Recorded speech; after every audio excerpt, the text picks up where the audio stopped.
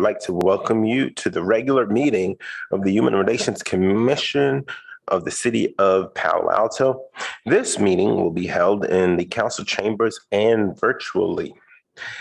Our first order of business tonight is the adoption of the resolution authorizing use of teleconferencing for Human Relations Commission meeting during the COVID-19 state of emergency.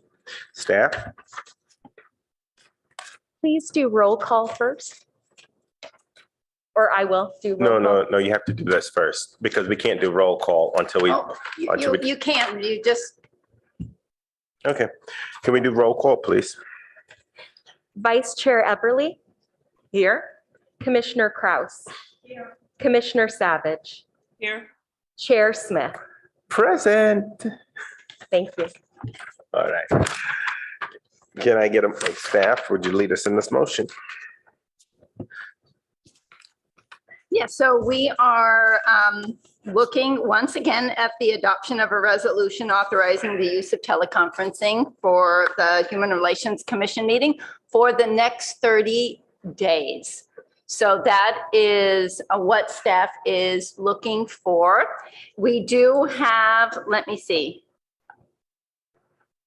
We do have a raised hand. I'm not sure if it is, Mr. James, is your comment for this item or is it for oral communications? If it's oral communications, could you put your hand down and we'll get to you in a minute.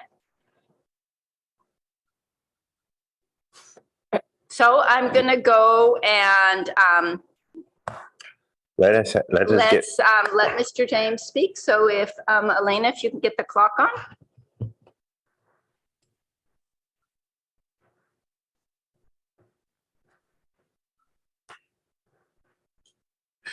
All right, Mr. James. Sorry. Thank you.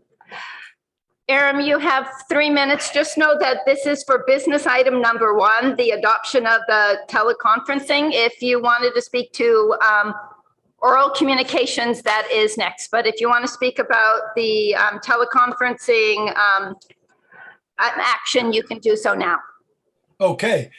So yes, traditionally I've spoken on this issue. It's really, really critical that, city council meetings and commission meetings remain subject to the opportunity to attend virtually. There's just a lot of people. Today would be a classic example that might not be able to make it down to the HRC because it's very, very hot weather. There's other people that have a variety of reasons that they can't make it in person. So I think it's really critical to our democracy that we continue to do that. So I'm in support of the resolution to continue that. And that's all I have to say. I am going to be speaking during oral communication. And if I can hang out long enough tonight in this heat, I will also be speaking to item number 5 on the calendar. And who knows, maybe even one more. So in any event, thank you very much. Okay. Can I receive a motion from one of the commission members on this item?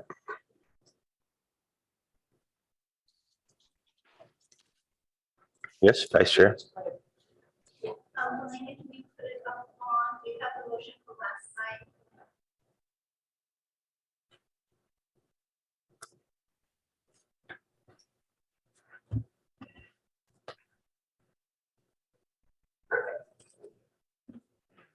So I'll go ahead and move the adoption of a resolution authorizing the use of teleconferencing for the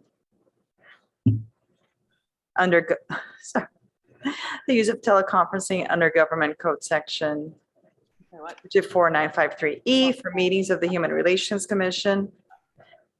No, that's all right. And its committees due to the COVID-19 declared state of emergency. So I was reading it and then you were moving it. So I'll move that. We have a, please hit the red button so that those in outside can hear.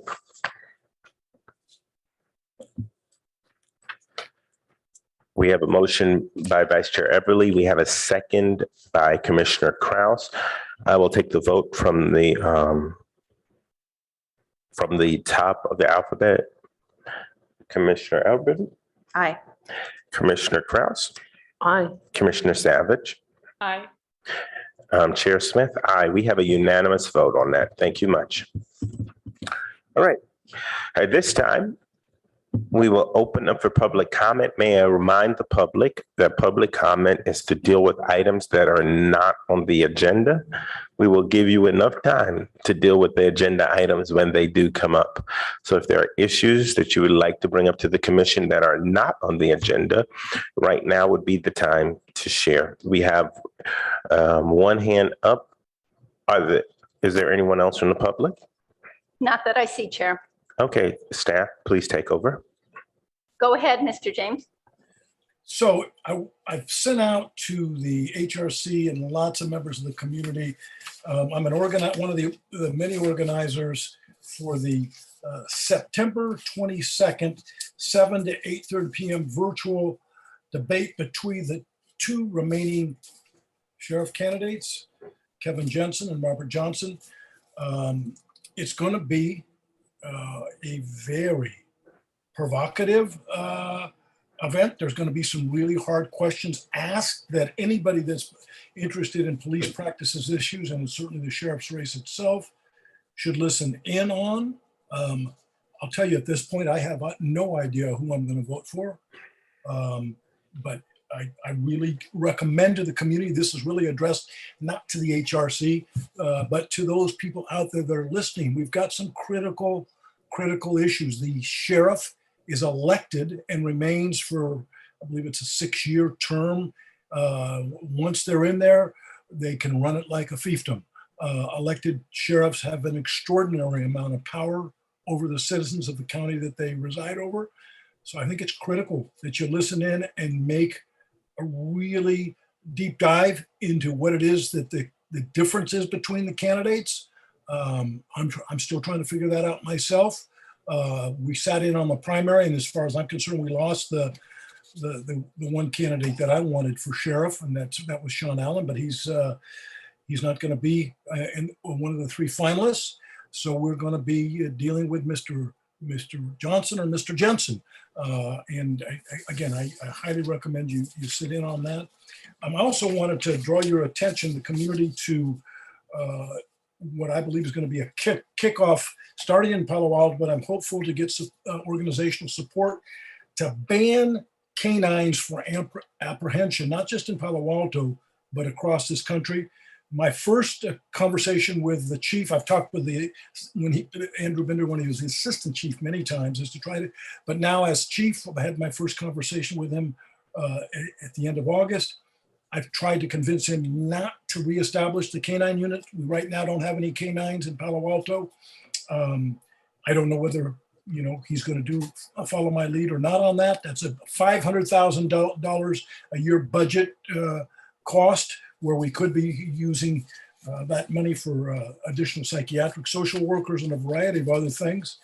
That $500,000 budget for 2 dogs and 2 handlers doesn't include lawsuits and for canine attacks or to defend litigation of that sort. I've also asked the chief to start very seriously vetting for people that might try to sneak onto the department that have white nationalist connections and a variety of other topics. Thank you very much. Thank you so much. Mr. James. Thank you so much, Mr. James. Do we have any others for public comment at this time? I do not see any other names, Chair. Thank you so much. Do we have any agenda changes, additions, and deletions? Thank you. Usually I do the approval of minutes as a group, but given the fact I was not here for the August meeting, I cannot vote on that one. So I'd like to first bring the approval for the June 9th minutes. Can I have a motion to approve those minutes? I'll move to approve the June 9th. Thank you, Vice Chair. Can I have a second, please? A second. Thank you so much. We have the motion for the minutes have been properly moved and seconded. I'll just do a straight voice vote. All in favor, say aye. Aye. Aye. Opposers have the same privilege? Okay, we're good. August 11th, which I have to abstain from. Can I have a motion on? May I just make one note, Chair? Mhm. This is just a reminder to the commissioners that the motions included under I think it was formerly item 4 for last month on the holidays, they include the motions that passed on a 2-1 at the meeting. I thought it didn't pass in retrospect, and I send you a communication that they did pass. So all we have in the minutes are the motions that passed. I did not include the subsequent motion. Thank you so much. Okay, all in favor? Well, I didn't get it first. Can I get a motion to approve the minutes from August 11th? Yes. We have Commissioner Kraus with the motion. Can I have a second on the motion? I second. We have Vice Chair Epperly. All in favor, say aye. Aye. All opposed, same privilege. Hearing none, we have a unanimous vote for the August 11th meetings. And this time, yes, It would actually be a 3-1 because an abstention goes with the noes. thank I'm you, ma'am. sorry. It's all right. I thought once I abstained, it emptied the pool. I understand your point of view. Sorry. All right. That's all right. And staff, thank you so much for the clarification on the vote. We really do appreciate it. Summary of fiscal year 2022 Community Development Block Grant CDBG program accomplishments, review of consolidated annual performance and evaluation report. This is a report that is for informational purposes only. We will have staff speak. End of the report, we will have community response. And then I'll have commissioners if they have any questions or inquiries, but there is no vote or anything that will happen on this. This is informational only. Thank you very much. Staff, it's yours. Thank you so much, Chair. Good evening, Chair and Commissioners. I thought maybe I'd just start off with a quick, just overall CDBG update for the Commission, and then we'll start off our presentation after that. I wanted to give an update on the allocations that were considered for fiscal year 23. As you may have heard, the Downtown Streets program did not receive funding for this upcoming year. And there were issues related to their status of a CBDO. And so what we ended up doing is we moved those funds, that allocation, into the 525 East Charleston project, the affordable housing project. And that was how we handled the allocation process that council reviewed back in June. And just to let you all know, there was support from the council to fund the program with city funding for the Downtown Streets program. So that will happen for this upcoming fiscal year, just to maintain that service and that program for the city. And we'll just see how things go with their status, with their CBDO status for future CDBG funding. The next thing I'd just like to update everybody on is that on this coming Monday, City Council will be reviewing the Citizen Participation Plan amendment that this commission reviewed back in May. So that's coming up on Monday. And there were just some minor amendments that were proposed there. And just overall, we're going to be starting our next funding program, or the next funding for the next year's program is going to be at the end of this, towards the end of this year, with our NOFA that's going to go out for solicitations at the end of this year to kick off the next funding cycle. So that's it for me. I'm going to turn it over to Maria Gallegos, our consultant, and she's going to do that presentation for you. Thank you. Claire, can everyone hear me? Great. So now I do apologize, my camera is not working, so I will be doing the presentation without the camera on, so I do apologize.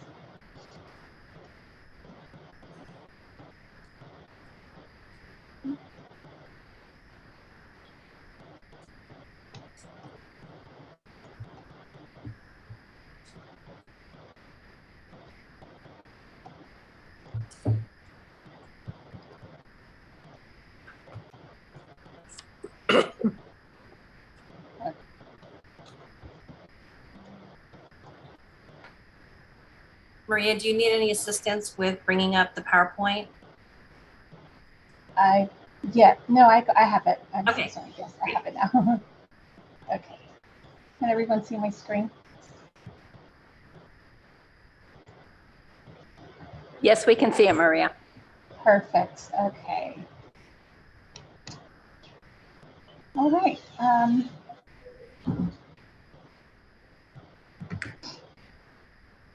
of course, nice. Claire, I'm going to need help. Okay, I can share the presentation. Thank you. All right, just bear with us here. Share screen.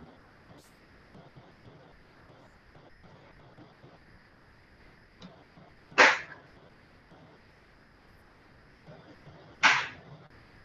right. Do y'all see the screen?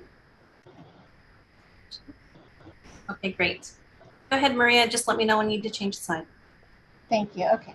So the goals of this meeting are to provide the HRC with an update on year-end accomplishments of the fiscal year 2021-2022 CDBG program year, and to conduct a public hearing to allow for public comment on the CAPER. And as of date, no public comments have been received at this time. Next slide. The city receives funds annually from HUD under the Community Development Block Grant CDBG program and is required to submit a year-end report called the Consolidated Annual Performance and Evaluation Report, also known as the CAPER. And the city is required to report annually to HUD its accomplishments and progress that has been made towards the city's 5-year consolidated plan goals in the CAPER for the CDBG program. CDBG is the principal federal program that provides entitlement localities with grants to improve the physical, economic, and social conditions in their communities. Next slide.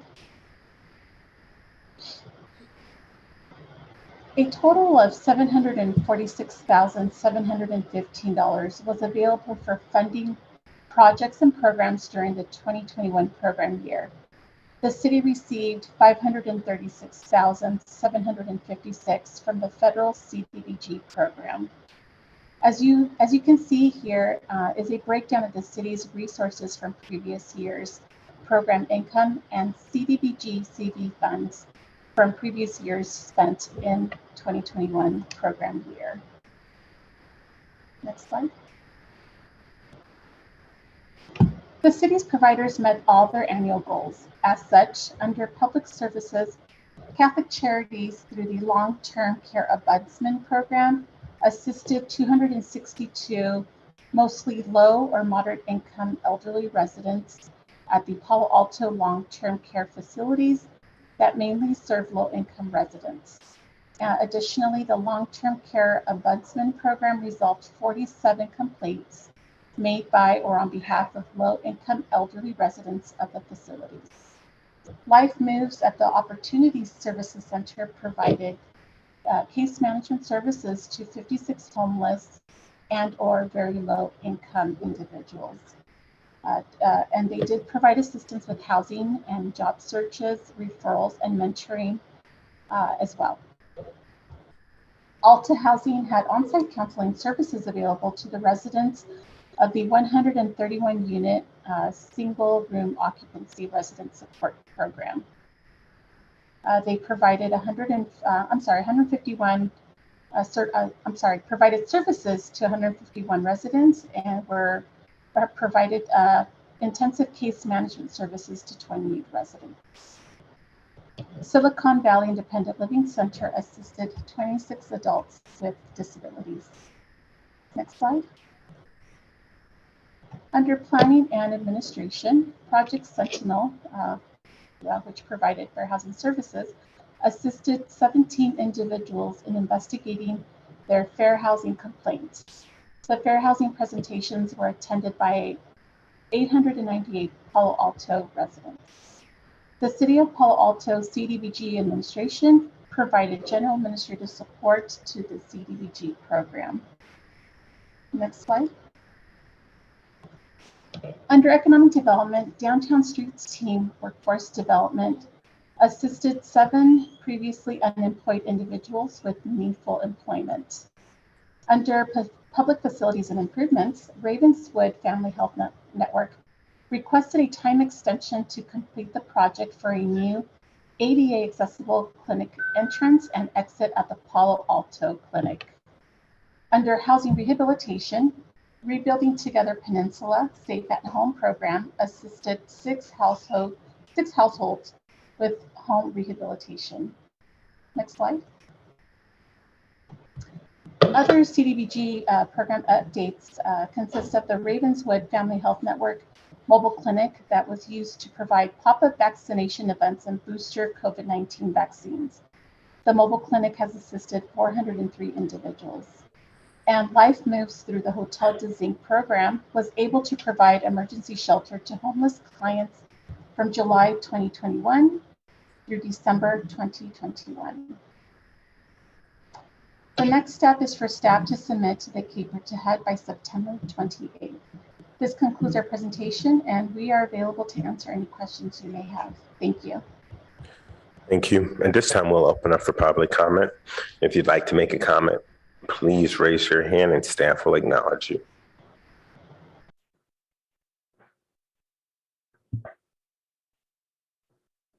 I see 2 hands, Chair. I'll just go Thank down you. the list. The first one is Alexis Cruz Holloway. Alexis, you have 3 minutes. Go ahead, please. Hello, everyone. Hope you're all having a good day and staying cool. My name is Alexis, and I'm the project manager for Downtown Streets team in Palo Alto. First off, I would like to thank the HRC, city staff, and the city's CDBG consultants, Maria and Maria, for all their hard work on this and our continued partnership. We are so appreciative of you all. I would like to call to everyone's attention to the memo that will be attached to the Caper as a separate attachment when it's submitted to HUD. It does state that our program assisted 15 individuals with job placement at year end, which is accurate and means that we have achieved 107% of our contract goal. Our goal was to assist 14 individuals, so we have actually exceeded our contract goal, even though what is reported in the Caper does not reflect this. I'm here if anyone has questions, though we still have some questions ourselves that we're hoping to have answers to soon from the city's CDBG consultants. So thank you to the HRC and everyone involved in this reporting process, and I hope you all have a good evening. Thank you. Thank you, Alexis. The next person to speak is, I think, the Project Sentinel internal account. So if you could just identify yourself. Go ahead, please. You have 3 minutes. Thank you, Minka. This is Carol Kahn, and I apologize that the identifying information on the Zoom account is not my name. I'm the executive director of Project Sentinel, and we're just want to thank the HRC Commission and otherwise all the staffing that goes into the work to make a fair housing piece of the services sing. We are very thankful for the partnership with the City of Palo Alto. We, in addition to fair housing and the significant work we put forward there, we also have a very robust landlord-tenant mediation program that the goal for which is to keep people housed and living in harmony. And that also is a very big component of what Project Sentinel does for the City of Palo Alto. So just wanted to reiterate our appreciation and thanks to the city for the continued support. Thank you. Thank you, Carol. There are no more speakers, Chair. Thank you. We will start with commissioner comments. We'll start at the top of the alphabet. Commissioner Eberly. Thank you. I have one clarification. It did say. Can you hit the red button? I'm sorry, it's going to take me a long time to remember this. I have a question about the Alta housing units, because I know that you said 131, it said 151 on the slide, but it says 131 on the report. So is it 131 or 151? I can speak to that. Thank you. Okay. There's 131 units in the facility, but I think there's probably been some changeover with the residents, and that's what can account for that higher number. Maria, you can kind of chime in if that's not an accurate representation. That is correct. There's 131 units at that facility and 151 individuals were assisted at that facility. Thank you. Otherwise, thank you so much for the presentation. I think the money was put to really great use, and I think you should be proud of the accomplishments of all these not-for-profits. Thank you. Thank you. Commissioner Kraus? You could please hit the red button. Forgetting. Anyway, hi. I want to thank you for all your hard work. This is a testimony to partnerships with the city and the federal government. And I'm impressed and wish you good forward movement. Thank you. Commissioner Savage? Yeah, echoing Michelle's comments, just thanks for the presentation, informative. We're on the right track. Thank you. I echo the sentiment of the other commissioners. I feel the work has been well done under difficult circumstances during a changing environment. So we're grateful for the work of all the nonprofits, the consultant, and city staff. Thank you so much.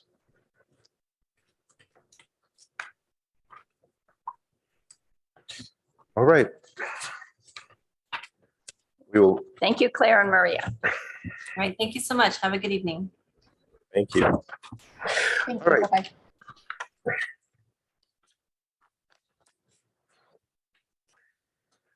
We are going to move on to item number 5, continued discussion of the referral from the City Council on recognizing key dates to advance race and equity. If you look in your packets, commissioners, or if you go online for those that are watching, you will see a report.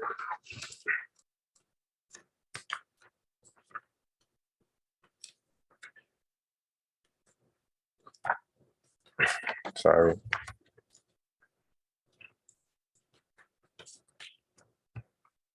At the back of the packets.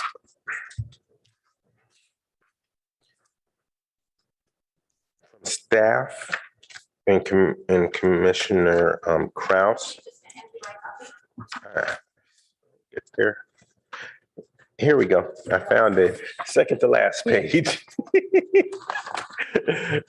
So this time I would like to first, as Dr. Michelle Kraus, Commissioner, and staff to make a presentation on everything that is in this report. And then we can get community response, and then we will go from there.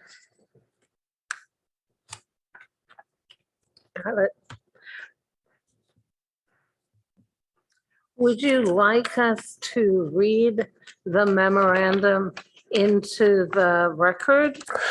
I think reading the memorandum into the record, I can read it, but Okay. I think it's just helpful for those that are listening, and it will also center our discussion. Well, we can ask staff to read it if it makes life easier. It's up to you. Okay, I'll make the decision. Staff, please read.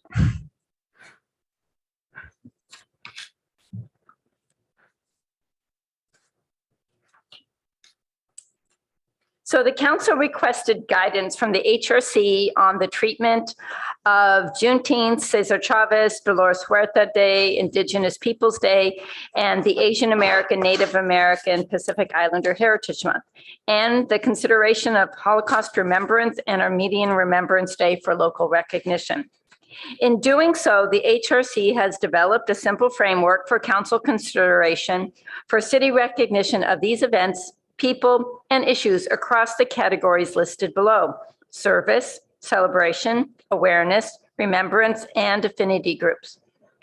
Further, please note that each holiday may encompass several factors that will help in the identification and management of city staff and community involvement. Moreover, the HRC has suggested a process for submission, both online and offline, from the community at large. So the categories of the proposed framework are as follows: calls to service. These are service days or days of service.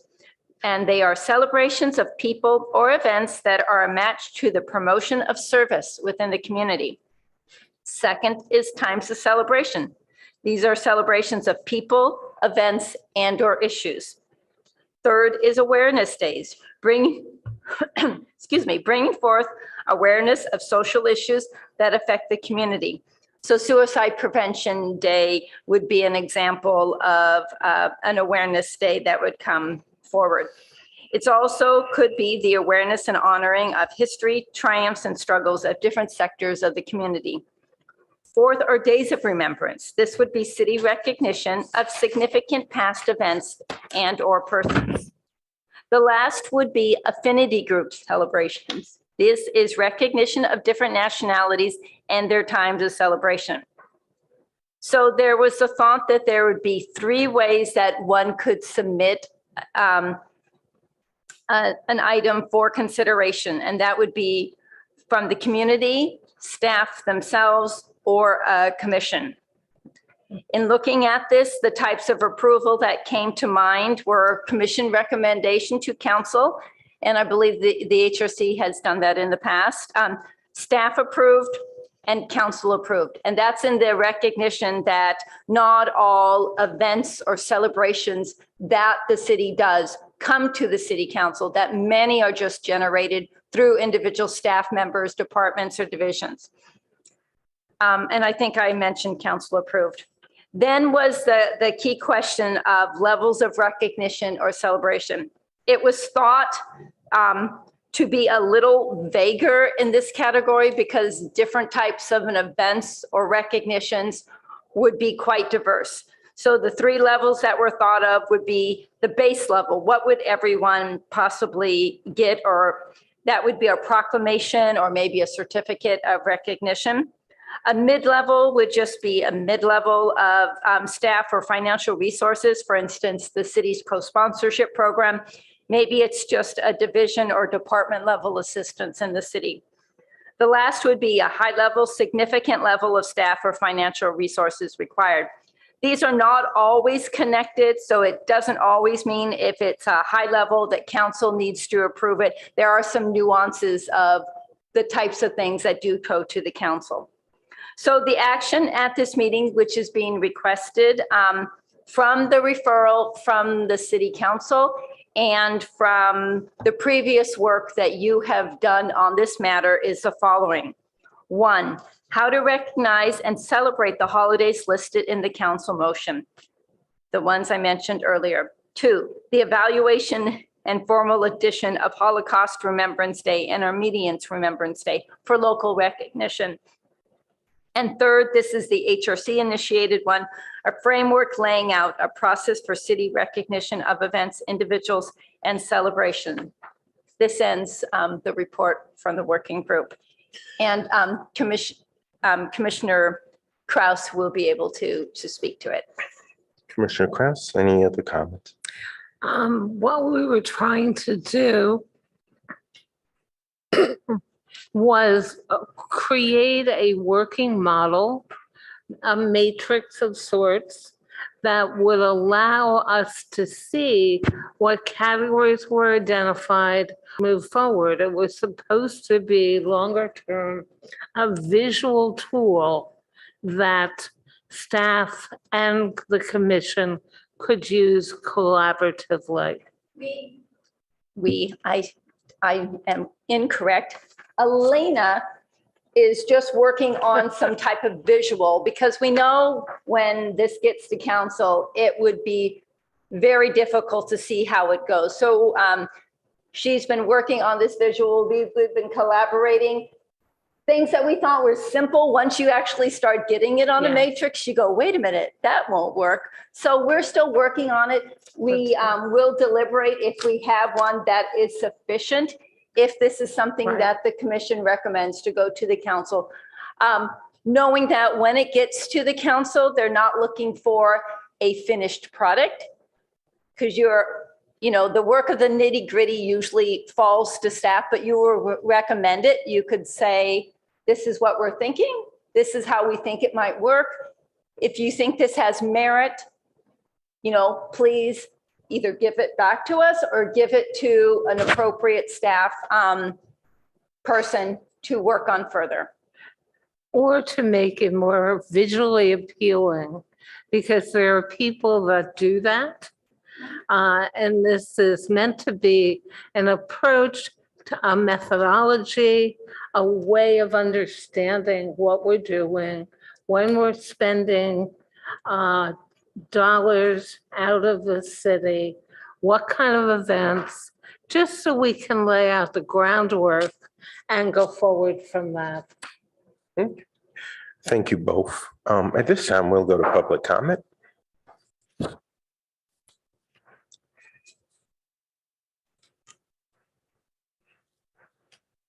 There is one hand, Chair. Mr. James, go ahead, please. You have 3 minutes. So, I would like to talk about the Holocaust Remembrance Day. I think that gets way more attention than it deserves. I'm going to suggest that you read a book called Beyond Chutzpah on the misuse of anti-Semitism and the abuse of history by Norman G. Finkelstein, the author of The Holocaust Industry, who lost all of his family in the Holocaust. So he knows from where he speaks. I'm the son of a Jew. Also, my grandfather was the youngest of 19 Ukrainian Jews. So if you want to accuse me of anti-Semitism, be my guest. The book at the back says, Beyond Chutzpah is the most comprehensive, systematic, and well-documented work of its kind. It is one of the harshest, rational, and non-emotional texts about the daily practice of the occupation and the colonization of the Palestinian territories by Israel. And it's an excellent demonstration of how and why the blind defenders of Israel, by basing their arguments on false facts and figures, actually bring more damage than gains to their cause. So that was George S. Wise, a professor of sociology at the Hebrew University of Jerusalem. I'll move to another topic, race and equity. If we're going to get to that, we're going to have to, I spent all of my 25 years in the courtroom, never supervised anybody in the public defender's office. So I had up close and actually was embedded in the police culture every day. And what I can tell you is we're not going to get equity or accountability until we start calling out police officers' culture of lying in the courtroom every single day. Any defense attorney worth their salt, if they're being honest with you, will tell you. Doesn't matter how much evidence there is against your client, the police still are going to go into that courtroom almost without exception and lie about your clients. The damage that does, the risk of wrongful convictions that occurs, particularly to Black and brown and poor people, is indescribable.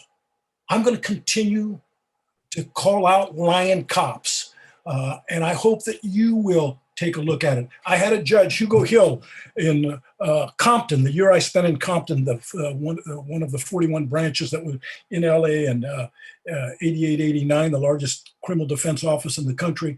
And he says, Aaron, look, I'm not going to let you spend all day voir-diring jurors about whether they do or not don't believe cops like you do in Santa Clara County. I'm going to ask one question of the jurors, and if you don't like it, then you can ask whatever you want. And he looked at that panel in the face there in Compton. He said, is there anybody here on this panel that doesn't think police lie through their teeth? And no one on the panel raised their hands. Thank you so much, Mr. James. Oh, thank you very much. I appreciate Thank you so much. Well, no. There are no more raised hands, Chair. All right. First of all, I'd like to thank Dr. Krause, Commissioner Krause, for the work on this. I'd like to thank staff for the work on this. You've brought us back some quite tangible and directed steps. So I would like to approach our work this evening in a methodical manner. I want to start with point number one. I think the first question to ask: how to recognize and celebrate holidays listed in the council motion. Juneteenth, Cesar Chavez, Dolores Huertas, Indigenous People Day, Asian American, Native American, Pacific Islander Heritage Month.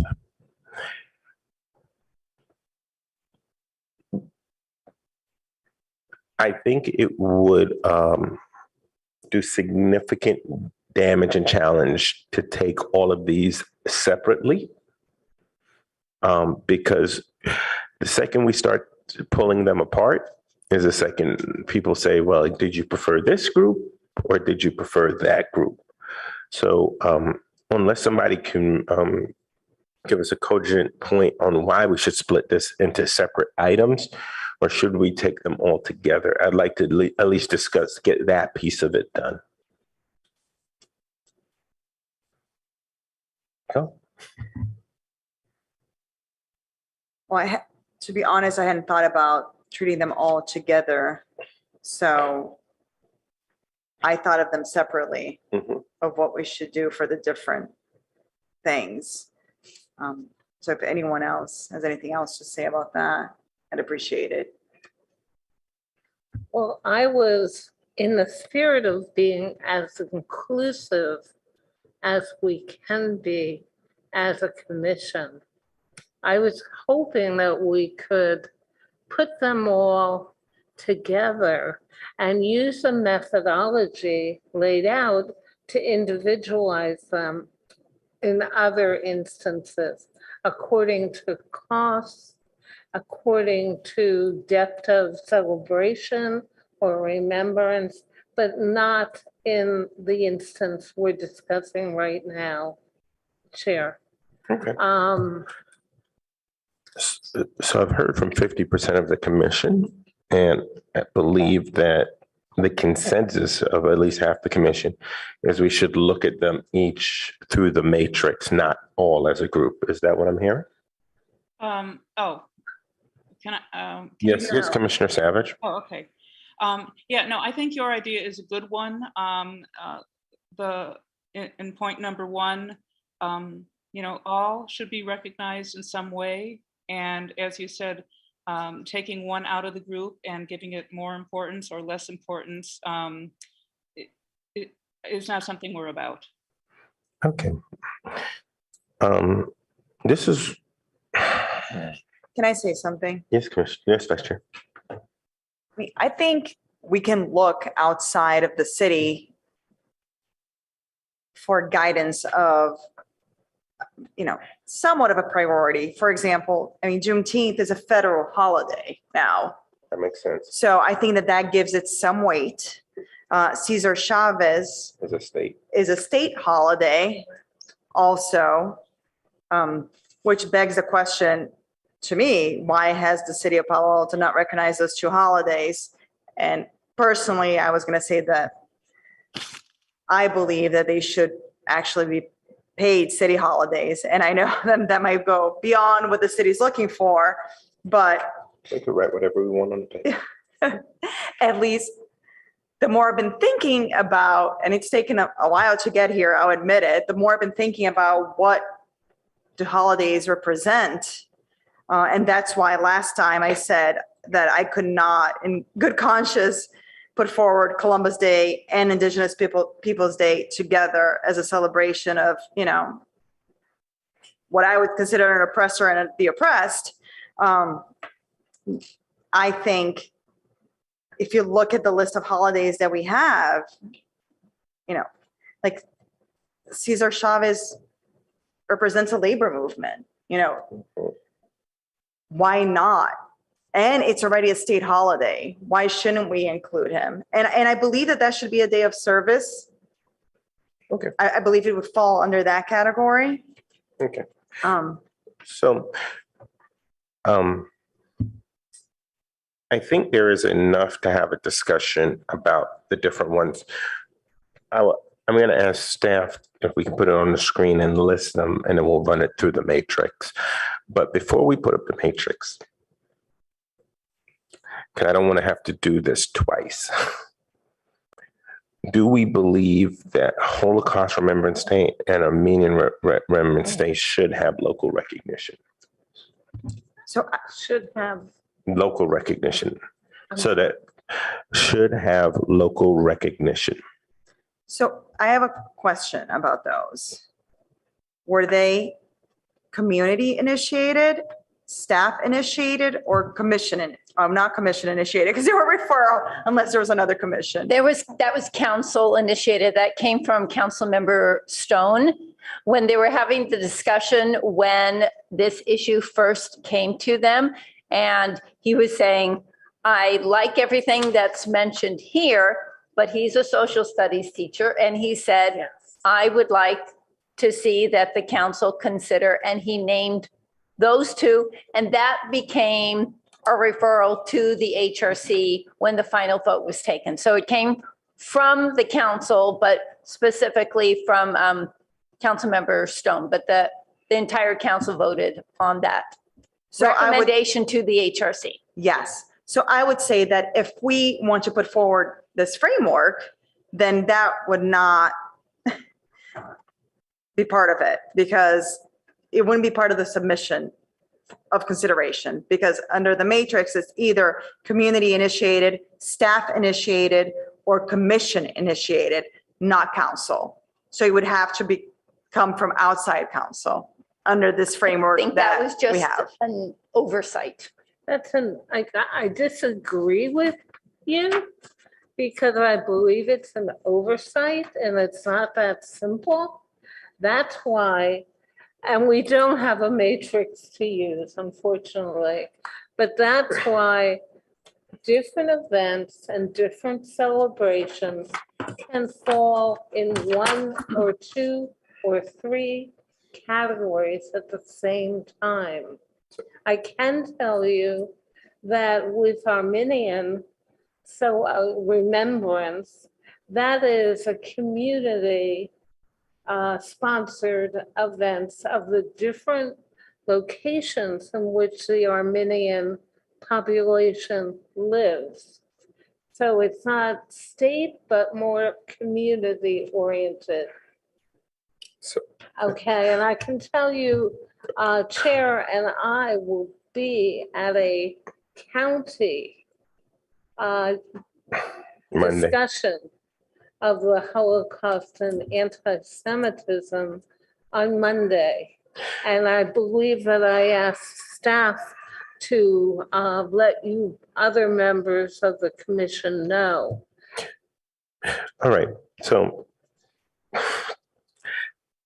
I think we have to make one modification to the criteria to start with. As a board or commission of the city, we will always get input from the city council. They will send referrals back to us. So I think in the inception of anything that is a matrix to make a decision, not including council, was probably an oversight. So I think that's the first thing that I'm noticing there. So we can't ignore council. No, we should not.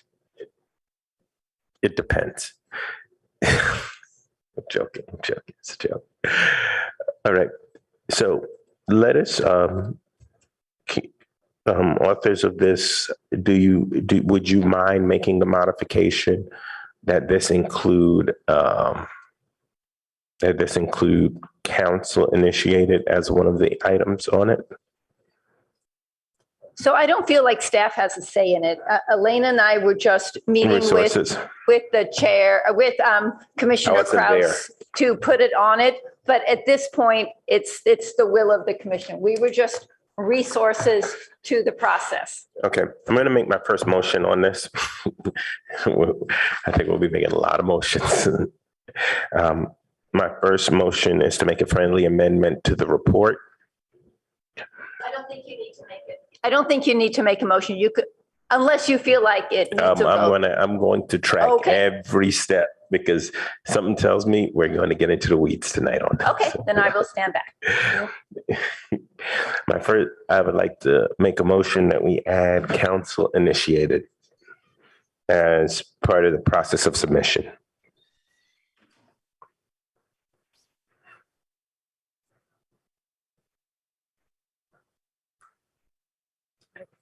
Second that. I second it. Okay, let us give staff a chance to catch up. You don't have to put friendly amendment because I didn't really amend it. I just made a motion to add council initiated.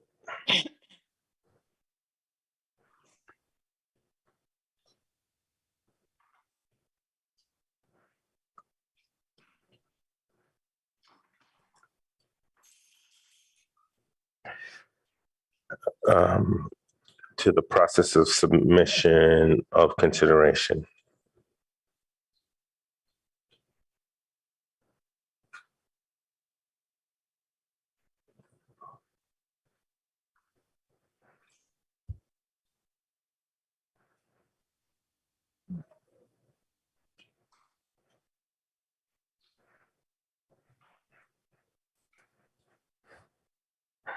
All right. All in favor, say aye. Aye. Aye. Who was the second? I'm sorry. You had Kraus and Savage. Pardon me? Kraus was first. Kraus, did you second me? I second you, but so did Daryl. All right. So I think that's the first thing. Now let's get back to point 2.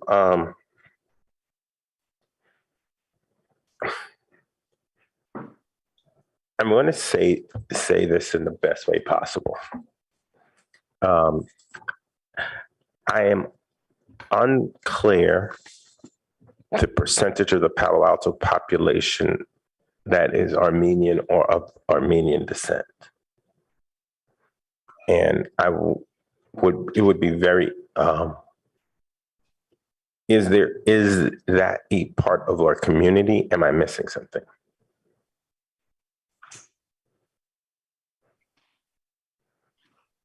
I would not be able to respond. I think, if Councilmember Stone is able to rejoin the meeting at the end after his other obligations, he can speak to that. My best recollection is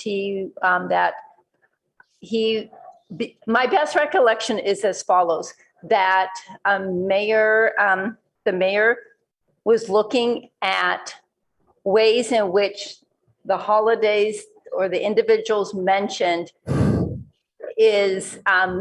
be recognized in an educational way as well. So the way in having holidays was to educate people about things or people and what they did. I think in that vein, that's where the council member made his suggestion. I can't speak to it any further, but I'm just telling you a little bit of background.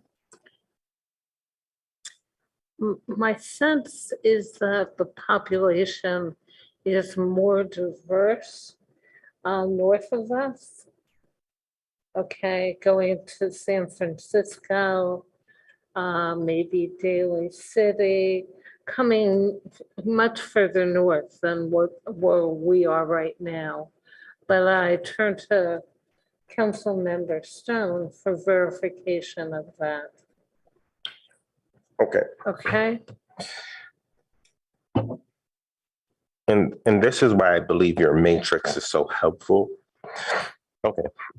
And I think this is where Vice Chair Everly's point earlier of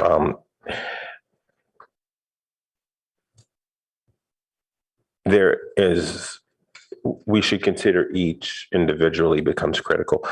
I would like to make a motion that we formally add Holocaust Remembrance Day and Armenian Remembrance Day for local recognition, but as we go through the matrix for each of them, we'll figure out what is the appropriate celebration given the information we have at hand.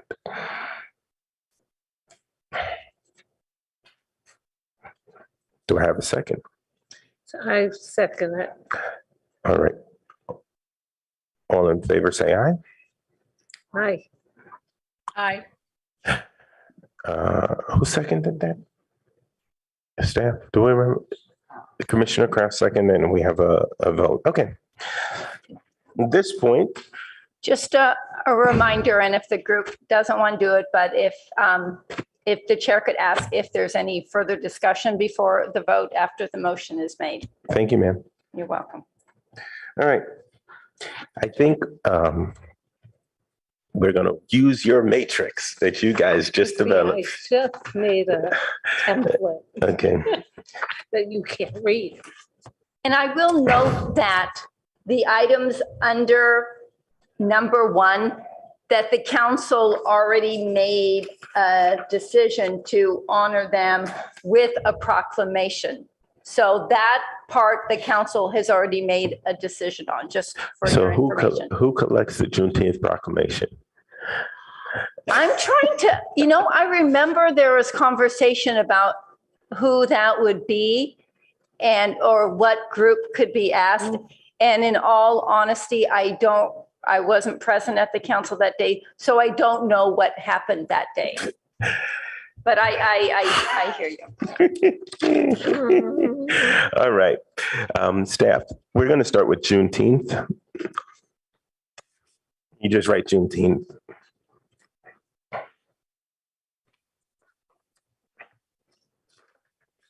All right.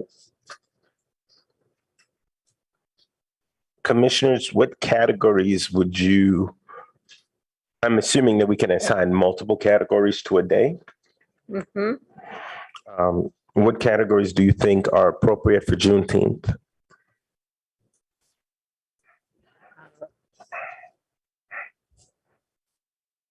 Calls to service? No, No, we don't do service. you Time don't of do service on on June. that day? No, Oh, I'm sorry. no, it's a Why time of, don't you, it's a time of celebration. okay, It's a day of remembrance and awareness day. Also, can we put beside Juneteenth as a federal holiday? I also want to acknowledge when things are actually, thank you so much for that, Commissioner Krause, that some of these days are acknowledged on a national, state, or county level. So sometimes we can see the societal weight of certain days. We can go back to that, Commissioner Krause. We just gave each other the look because she pointed out to me that Holocaust Remembrance Day is recognized by the County of Santa Clara already. I know. I think I spoke at it one year. yeah. I did. And there's another one Monday. Yep. I think. Yeah. Okay. Process for submission and consideration. Let's go with council initiated. Although it was first community initiated, so we can go community and community and council.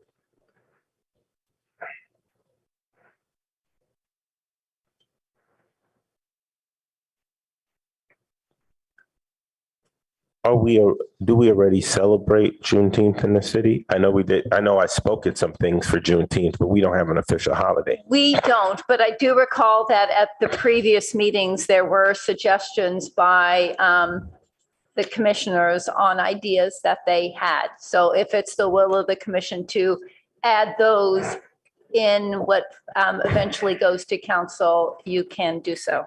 Okay, so If you forgot those, I have the notes from previous so let's meetings. go types of approval. We're going to go commission recommendation to council.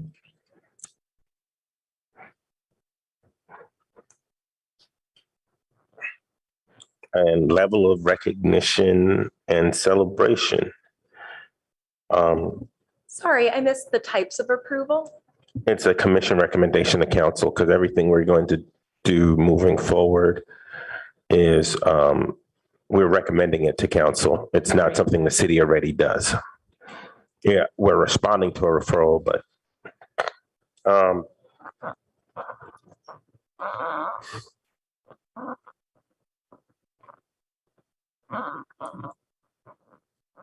all right.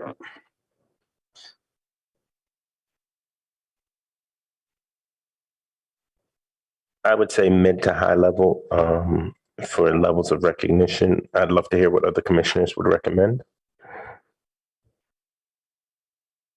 I can go ahead. I think it's high level. I think we can refer back to what the commission has already done, and this was before my time, the Black and Brown Palo Alto History and Current Experience report that we've given to the council before, detailing the history of the city of Palo Alto. And what I recommended I think it should be a City of Palo Alto holiday. I also think we should join in the festivities with East Palo Alto and have a joint celebration. Thank you. We can add notes underneath, or let's make it other additional recommendations. Do we have any other additional recommendations beyond Commissioner Eberle's recommendations? I concur with you. It should be a city holiday. Forgive me, I meant no disrespect. No, I didn't take it that way. About a day of service. I was thinking that it is a celebration of freedom, but there might be things that are peculiar to this holiday that might elicit good deeds. And I don't know how to handle that. All right. No, and trust me, I'm going to say something wrong before the end of the night on somebody's holiday. So we give each other a little bit of grace and we work through it slowly. Sure. And we each increase our cultural competency in areas that we're not in. Like I asked the question around the Armenian stuff earlier. I don't know. Yeah. So we are going to, this is and I think this is a thing that we have to model as a HRC is we will grope through the darkness together, but we'll walk together and we'll build our cultural competency. I agree. In remembrance of Dr. Brown. From your earlier session. Yes, Dr. Joseph Brown. We are on this journey together. So this is just so on Galveston Island or in Texas, this became a big fair, carnival, a moment of profound celebration. So it was more of a day off and a celebration. It's never been modeled as a day of service, like a MLK Day or Martin Luther King Day.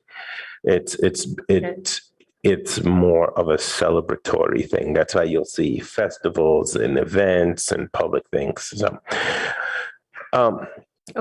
commissioners, do we feel comfortable with where we are with? What's wrong? Do we feel comfortable with Juneteenth? The one point I'd like to add is, can we be aware of what's going on at the federal level so that we can coordinate and sync with these national celebrations that go on all across the country? I'm trying to figure out how we would apply that, because generally federal holidays, they close things, stop services, and then they give time off, and then the rest of the country sort of takes cues from that. So one of the things I think I was asked at the last meeting, well, what about adding holidays? And then I said, well, the city is thinking about something, but I didn't think it already been mentioned in a public meeting, but it had. But it's only one of like a variety of things the city is thinking about. And what they've noticed, what some other companies are doing, they've basically said, you have 15 holidays. You pick the ones that you would like, and obviously within our work group, there would have to be just some coordination or something like that. So that might be something you are very welcome to make any recommendation to council, but I just wanted to interject that because I did follow up, and that is something the city may consider, but I know there's a lot of thinking that they're doing, but that is one of the ideas that had been raised. Okay. Okay. I have something to say about that. Yes, go. Actually, for this holiday, I would oppose that. I think one of the important things about it is to bring awareness and historical reminder. And a floating holiday is just not the same as have it marked. That's, my position. So let's say this. We can only recommend against what the current city policy is, not what it might be. So if the current city policy is non-floating holidays, I think when we say make it a paid holiday for the city, it applies to the current model the city has, which is you get these days off. Does that make sense? Because even if the city is thinking about something, I don't think we can base a recommendation to council on, if you do this, maybe we should do this. I think we should say, right now you give specific days off, and this should be one of them. And it should be an addition, not a replacement of. All right. Let's all look out. I will. Yes, thank you. That was a great. I'm going to read Juneteenth. And what I'm going to do to make this easy so that we can just knock the work out is after I read through it, if we're all in agreement, we'll take a vote and then we'll move to the next one. So that by the end of the night, you can just bundle and say, these are the recommendations from the HRC. Does that make sense? Yes, I mean, we would have to make a decision at sometimes or many times when something from the HRC goes to the council, the HRC writes a memo. When we did the Columbus Day Indigenous People, the recommendation at the last meeting, I wrote it because I think the attendance was low and people had time issues. So whatever you do with this, if there isn't the capacity, I can, write the report and work, or this can come as a memo from the HRC. So, yeah. And so that we're knocking items off the list, I'm just going to go one by one. And we'll take a vote on each of them. So we don't have to go back and somebody says, well, I didn't like what point A said and this. So can I take a motion that this will be our recommendation for the Juneteenth holiday? It's observed federally. It's a time of celebration, day of remembrance, awareness, and for an affinity group. The process, it's community and council initiated type of approval, commission recommendation to council, level of recognition high, additional recommendations, join East Palo Alto in celebration event, add to paid holiday for the city. Do I have a second? Second it. I'll take the vice chair's second. All in favor, say aye. Aye. Aye. Aye. We have a unanimous vote. Thank you. All right. Next one is, see, this is where y'all gonna have to help me with my cultural competence. Is Cesar Chavez and Dolores worked the day the same day? That's what the council is. They wanted to make a recommendation of farm workers, and the mayor was made a comment that Dolores Huerta was a partner with Cesar Chavez in the farm worker movement, and he felt like she hadn't got as much Recognition. Thank you, recognition. So it was made, both of those together to the best of my knowledge.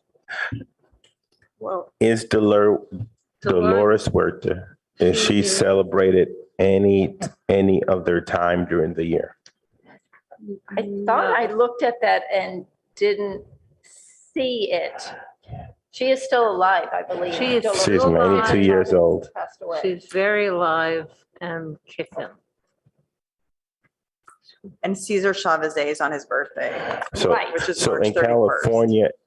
California, April 10th is Dolores Huerta's Day. Yes, it's new as of the last year. So let's separate it, please. Because But it's not a holiday in California, her day.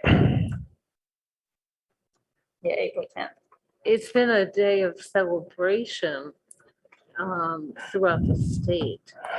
But not a state holiday, But like a not paid a holiday. state you know, they Only take on Caesar- April 10th, 20, I think, So Cesar Chavez is a state holiday because I have Yes. friends that work for the state. Yes, Right. but Dolores Huerta is not on the state level.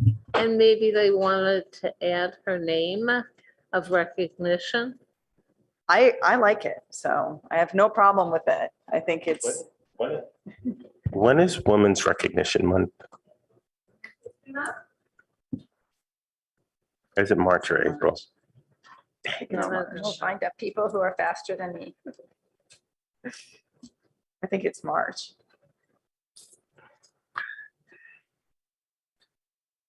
Which it fits in perfectly, March. yeah. Okay. All right. Let's start with Cesar Chavez Day, and then we will.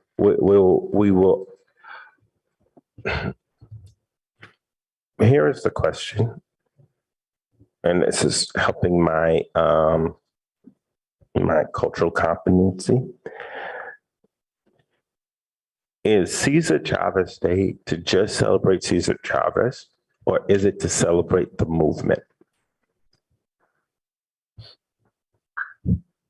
I thought it was the movement. I just looked it up and it says the holiday which falls on his birthday honors the work Cesar did to organize farm workers and promote civil rights for all. But that's just the first thing I found. I think it's both, to celebrate the man and the movement. That's right. So I think the first question is, if we're going to celebrate Dolores Huerta, are we celebrating her as part of that movement? To the best of my recollection, that's why the mayor added Dolores Huerta to recognition of Cesar Chavez, was recognizing them both in the farm worker movement. So I think the question to the commission is this. Do we separate them as two separate days, or do we join them as the same? I think the referral was joint, so I think we do it together, like the referral was. Okay, so sorry, staff. We're going to go back to Cesar Chavez and Dolores Huerta Day. I apologize. I'm just trying to ask all the questions because somebody's going to ask the question. And they say, why don't you celebrate April 10th? And well, we do it this way because it's this. Yeah. All right. I'm torn between lumping the woman into the man celebration as an afterthought, as opposed to celebrating her in her lifetime for all the good work she does today and has done over the last 50, 60, 70 years. I'm troubled by this, so I turned to both of all of my commissioners virtually and here. So this is this is, I think, a challenge that I think it's easier to recognize. We can't recognize too many days because people still got to go to work, right? Number two, I think if it's already a state holiday and honoring her at that same time brings more attention to her cause than a day that is sort of a separate thing that might get a proclamation, maybe some kind of thing. The level of celebration wouldn't be at the same level. Commissioner Savage. I think they should be combined. I don't think we're slighting one or the other because of that. I mean, look at President's Day. It used to be two separate things. President's Day, and nobody's the worse off for it. So my feeling is to combine them as council gave it to us. Right. So if 40 people would share President's Day, we can get 2 on 1. All right. Let's go with categories. We have options: call to service, time of celebration, awareness day, day of remembrance, and affinity group. What do we want to make this for categories, please?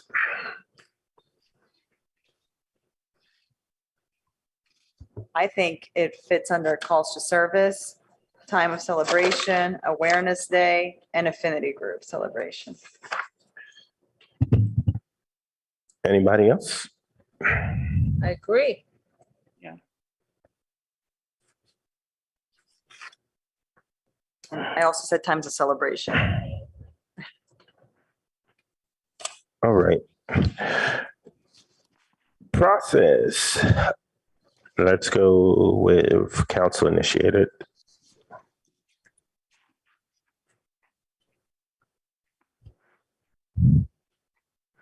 Type of approval, commission recommendation to council. Yes. Level of recognition. I would say high level. Again, it's a state holiday and something the city should celebrate. Just for comparison, and I'm not disagreeing with what you're saying, but if you were to ask me, like the level of what staff does for Martin Luther King Day, I would say it's medium because it's our community service department, which works with YCF. So if we're looking at, if you're looking at recommending a day of service and what I think as medium and high, so if you're looking at the same level that we currently do MLK Day, I personally would consider that medium level. I think high level, I'm thinking of a huge wide city event, and that is totally something you can recommend. But if I was to compare it, that's what I would say, that MLK is medium. We used to, there were several years in a row where we had an MLK at council, and they were like, speakers and choirs, and that I still probably would put in the medium category. I mean, like, because you have community partners that are doing a lot of the heavy lifting. That adds community. Yeah.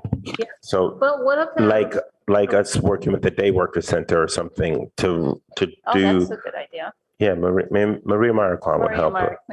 Yeah, she sits on the board with me, so I think she'll help us.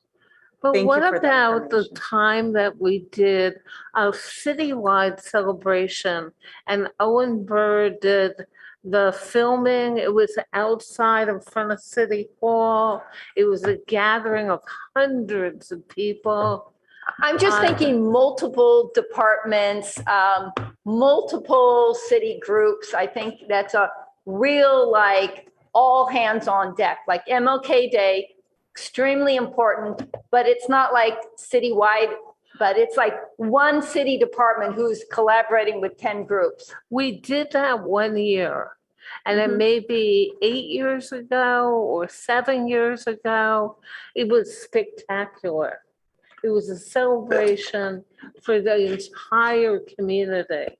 So I think, and that would be high. So I think the clarification, I think, that I'm hearing from staff is this.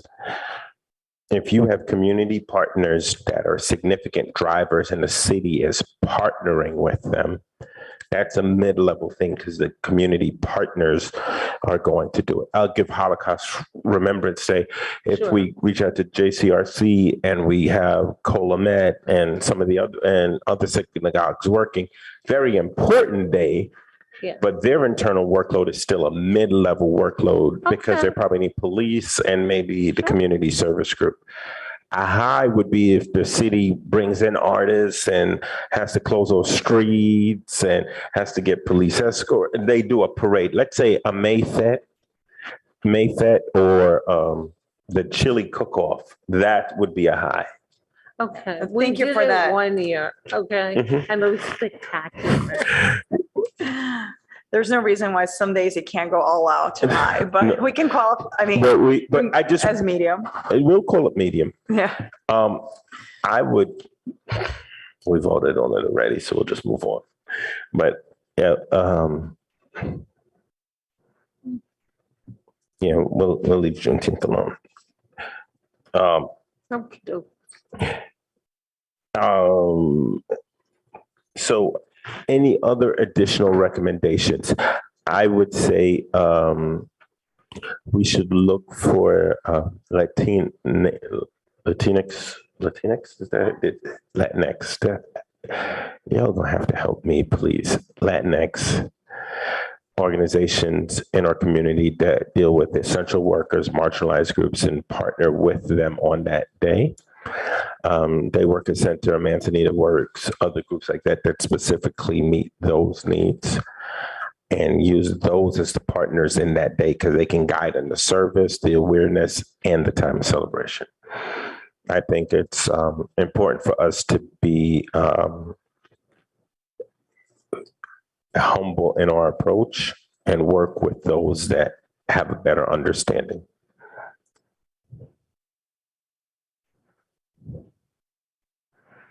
And we need to change the level of recognition to medium, Yes. please. Yeah. Medium. All right. I think this is gonna go quicker now. Are we recommending that this is a paid holiday? I don't know. Is there any precedent for state holidays that are federal holidays to be paid? I don't know. San Mateo County, I know it's a paid holiday I don't if you know. work for the county there. Okay, so the county already has it as a paid holiday. To the best of my knowledge, yes. Okay. Santa Clara as Santa well. Clara. Yes. Okay, so we recommend and additional recommendations, we match the county making it, we match San Mateo and Santa Clara County and make it a paid holiday. Thank you. And I think we should include women's groups because Of Dolores. Dolores Huerta has become a beacon Okay. to the existing groups.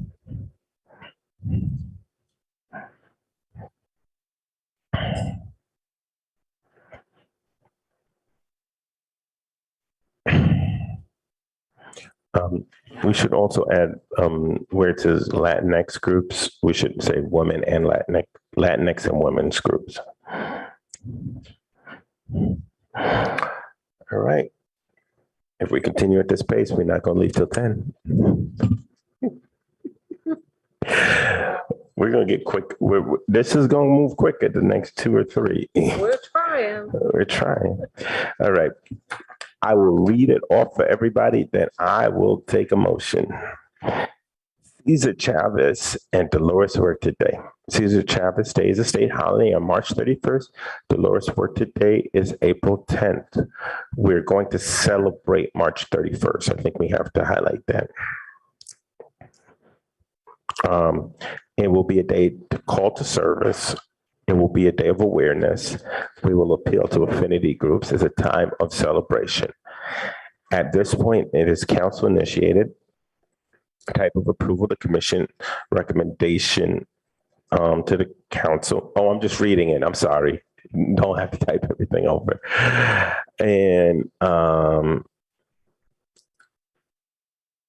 And level of recognition is medium.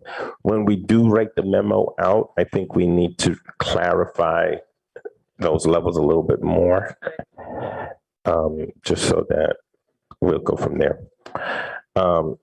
Additional recommendation, connect with Latinx and women's groups in our area to create and produce celebrations at the city paid holidays to be in line with Santa Clara County. City staff, y'all gotta love us. We're gonna get you every day off this year. And we want it paid.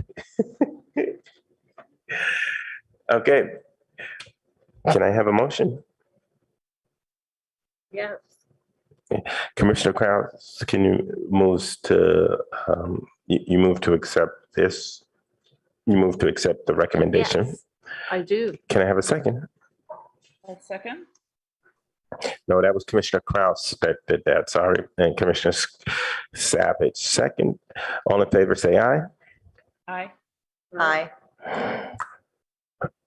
We have no opposers left. So it has been, it's a unanimous vote, please. All right. I think we got the swing of this. Indigenous People Day. I heard y'all had a good time with this one last month. So I guess for that one, we've already made a recommendation, correct? No. Or no? The recommendation that you made was just that for the current second Monday in October, it would be recognized as both. That's on the council's consent agenda for Monday night. Right. There have been no council questions to staff about that, but we'll find out that night if 3 council members are going to pull it or not. And if it gets on the action agenda, if it does, it won't be that night. But that is for that specific. It's in regards to the naming of that day. It isn't regards to their, How we you can still celebrate look into what you can do. Okay. We know the categories. Would somebody like, we're gonna, the day of observation, let's just leave that blank for now, because that's in front of council. We can't add to it. That's in front of council right now. That is correct. So So let's leave that's the, true, because if they come back and they say no, then you can suggest another day. Okay. That is true. Let's go to categories. I'll take recommendations on which categories we should include. I'll start off. Day of Remembrance. Affinity groups. An affinity group, yes. Okay.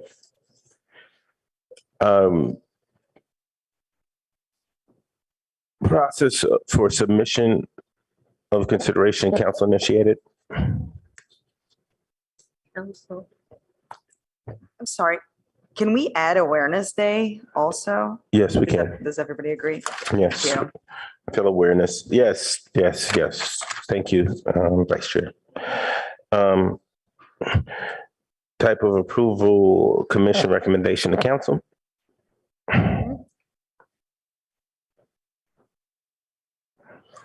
Level of recognition.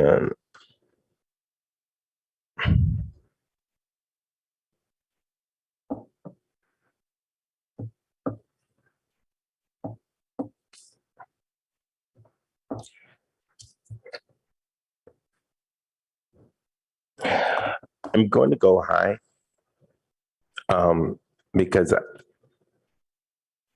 I don't know how many indigenous people are in the area. So I believe staff and city would have to really drive this. It's not going to be as like, I don't know how many tribal leaders or tribal people we can find that were native here now to really lift, to be the community organization. So Well, it's mostly north. you will need a high level of staff support. Even if we have to go I know I did a few events in San Jose. You'd still have to reach out to people in San Jose that were from those tribes, get them to come up.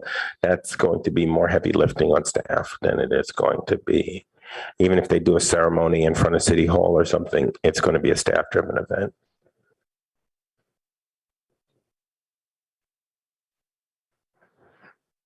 All right. Any additional recommendations?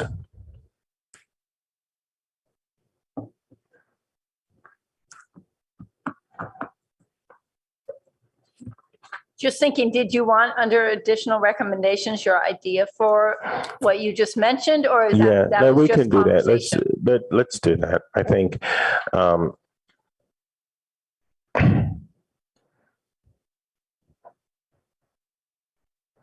I believe it's the Wallonie tribe that was here. Yes. And they have a larger population than San Jose. I don't know They were about that. they did my wife spoke at the Women's March and they did a whole opening and ceremony Yeah. there. Yeah, okay. Yes. I would also say some sort of land ceremony would be good to do at City Hall that day, more than just a proclamation. Honoring of the land. Like a land acknowledgement, or Yes, land. just a land acknowledgement at the ceremony? Is that what you're? Yes, that's what I meant. Land acknowledgement.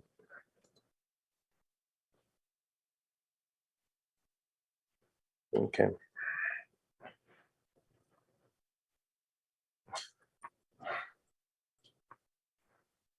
All right. Is there anything anyone would like to add or subtract?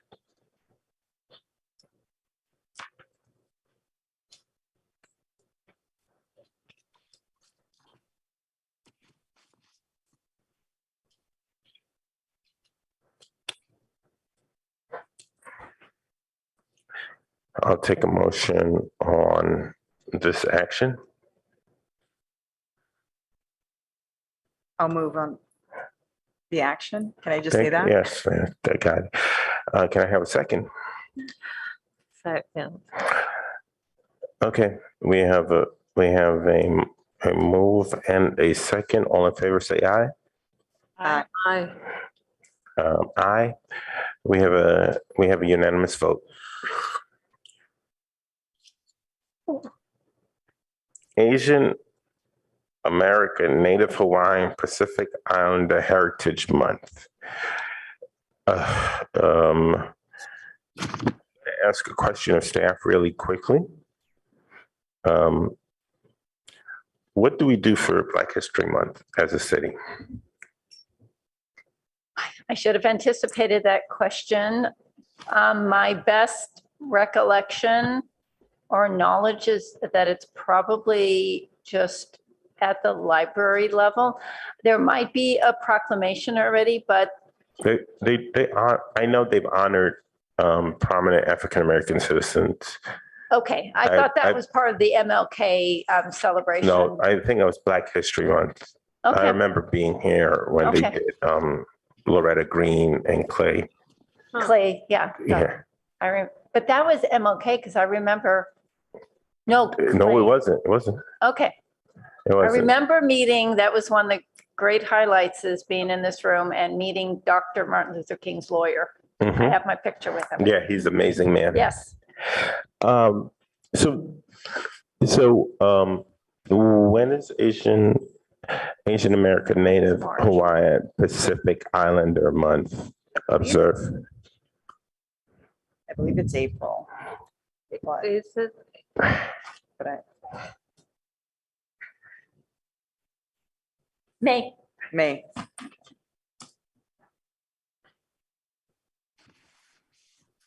Okay.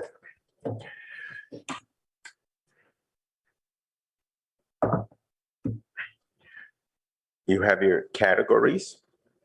I would say most of these months, from my understanding, is its awareness, call to service, and affinity group celebration. Yes.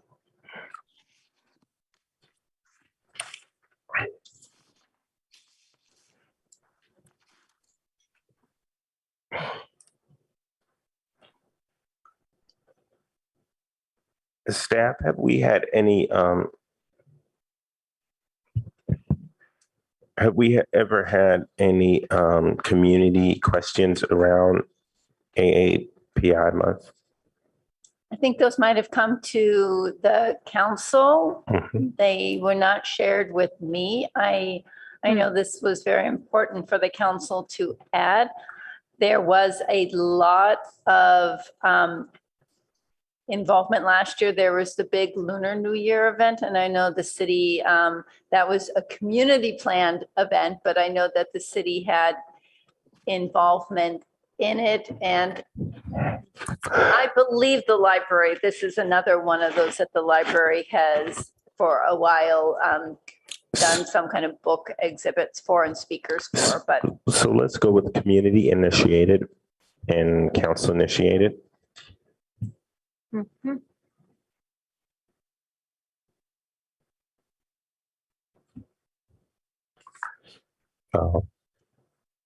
Type of approval commission recommendation to council. Mhm. I'm going to go level of recognition being mid. I think there are enough AAPI groups in the area that are active in doing things that we can, and that will be our next point or next line item. So I feel like it would be in our best interest to really work, have staff, commissions, and city work with partners. And also connect with the library also. Okay, I know the library has done a lot of work around this already and has really worked well with those communities. All right.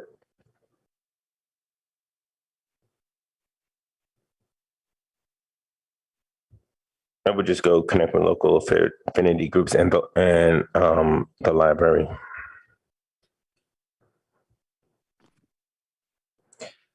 Okay. Anybody else wants to add anything to this? All right. Looks like the Palo Alto Council of PTA, so PTAC, also celebrates. So we could reach out to them as well. Stephen Lee? Yes. Oh, yes. And PTAC.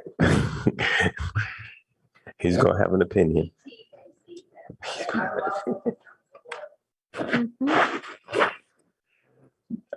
I'm delirious. All right. Should we do level of recognition medium? Oh, no, never mind. Never mind. Yeah. Sorry. It is mid-level. It is mid because I think maybe we did medium on the other ones. I don't know. Yes, we did. The only one that we did high on was Juneteenth, which I'm willing to also, given that it's 1.5% African American population in the city, I think the city's going to have to drive a lot of that. Mm-hmm. So that's why I didn't go back to, but Indigenous People Day, also because of the, okay. But everybody else got mid. This is 37% of our population. I move to approve the recommendations for AAPI month staff. At the top line, it's 2 A's. You're welcome. I move to approve the recommendations for this. Can I have a second? Yep. Commissioner Kraus seconds it. All in favor, say aye. Aye. Aye. Okay, we have a unanimous vote. Thank you. All right. Holocaust Remembrance Day. Oh. Yes, ma'am. No. I was trying to remember if at the beginning you approved the whole framework or you just approved the council, adding council initiated. I think it was just that. We just did council initiated, but our working framework, we can always approve at the end. Okay. But we're testing it out. We're taking it for a test drive. It's working well so far. Good job. Thank you, Dr. Kraus. Good job on this. The framework is working well for us. All right. Holocaust Remembrance Day.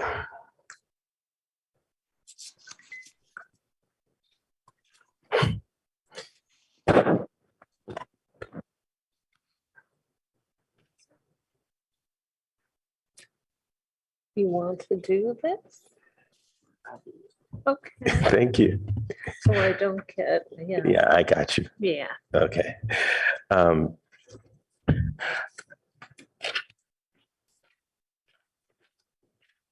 What's the date of the year the Holocaust Remembrance Day is remembered? I believe it's in March, if I remember correctly.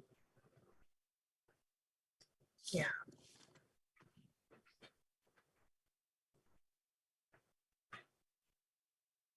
Sorry, it's January 27th.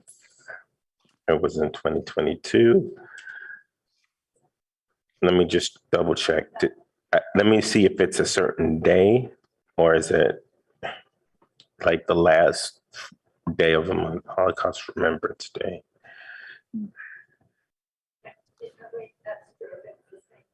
Every year, or if it's like the last something of something. It's designated as January 27th. It's the anniversary of the liberation of Auschwitz-Birkenau. And it's remembered as International Holocaust Remembrance Day. All right. Categories? So you can do this. You weren't technically asked to do this, but you can certainly do this. You were asked how to celebrate the ones above, so you can certainly do this. I'm just letting you know. Yeah, but we're going to add it, Okay. and then they can come. We voted to add them in. And we're going to, and we might as well run them all through the matrix so that we can go through. All right. It's a day of remembrance. It's a day of remembrance. It's an awareness day. And it's an affinity group. It's not even a celebration, so let's remove that. Because I think, No. I don't even think it's an affinity group. We'll remove affinity group from that. All right. Process submission and consideration. Let us go with council and community initiated.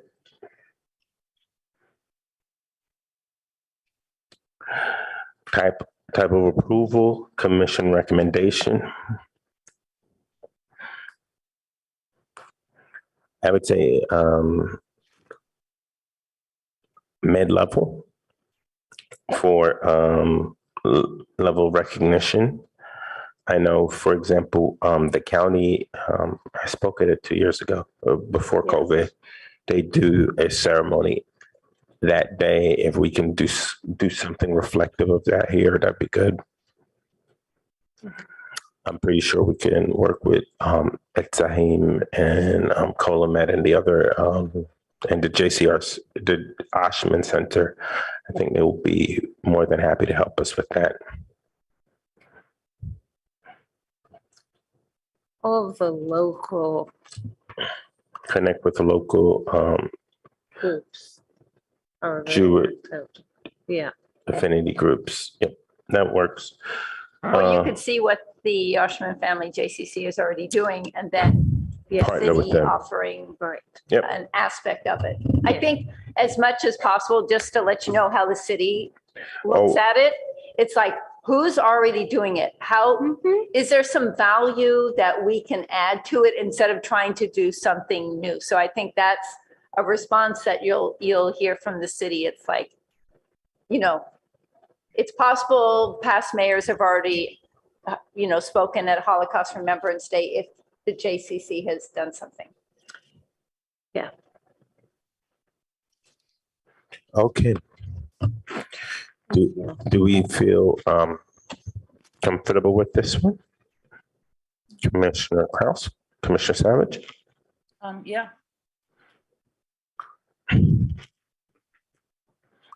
All right.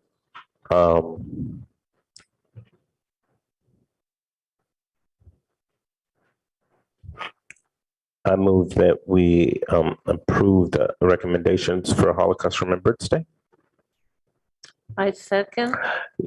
We have a motion from the chair, a second from Commissioner Kraus. All in favor, say aye. Aye.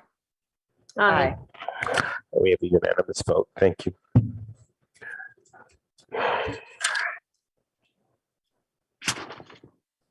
Why don't we give Elena just a minute to catch up? I believe she can.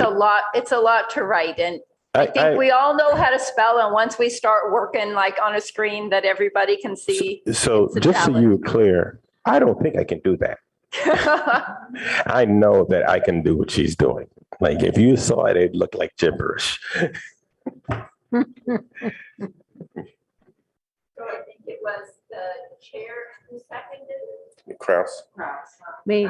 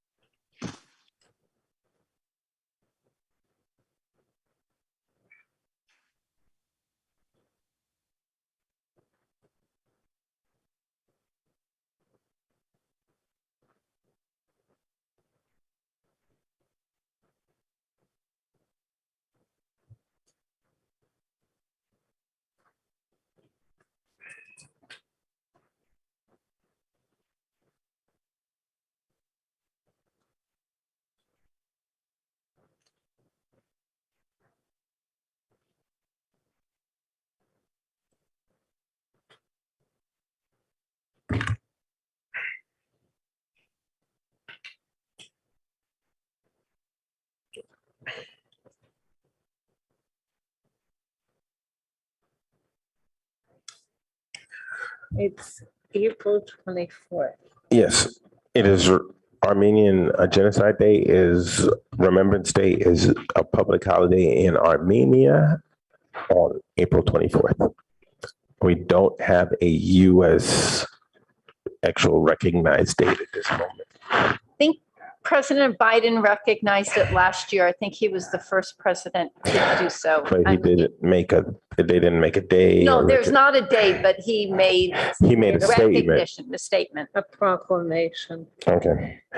So categories, I think it is a day of remembrance. And that's what I got.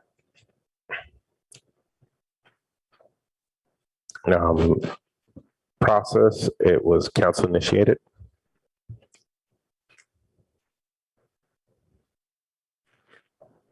Types of approval, it was commission recommendation to council.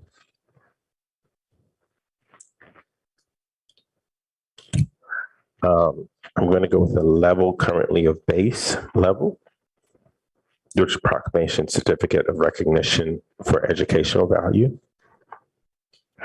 Do we have any other additional recommendations?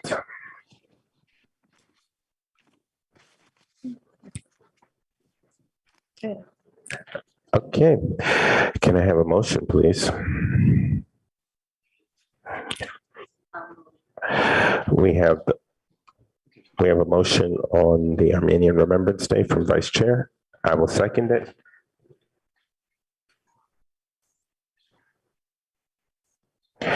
All in favor, say aye. Aye. Aye. All opposed have the same privilege. We have a unanimous vote. Okay.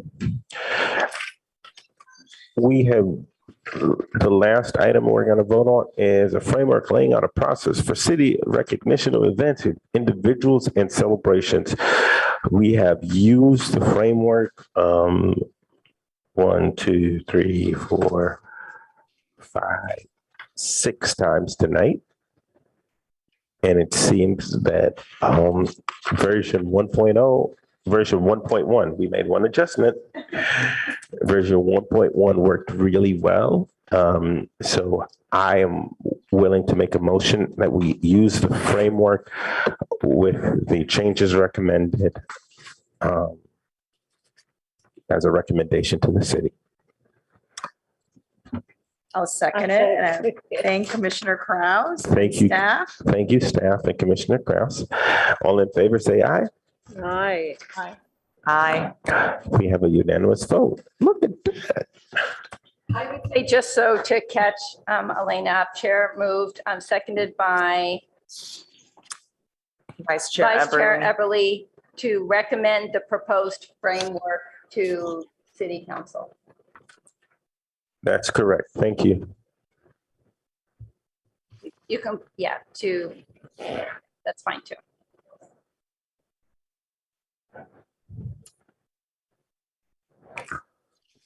Thank you for your patience and your civility in working through this with us commissions. You are a fabulous team.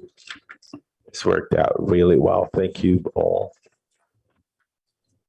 All right.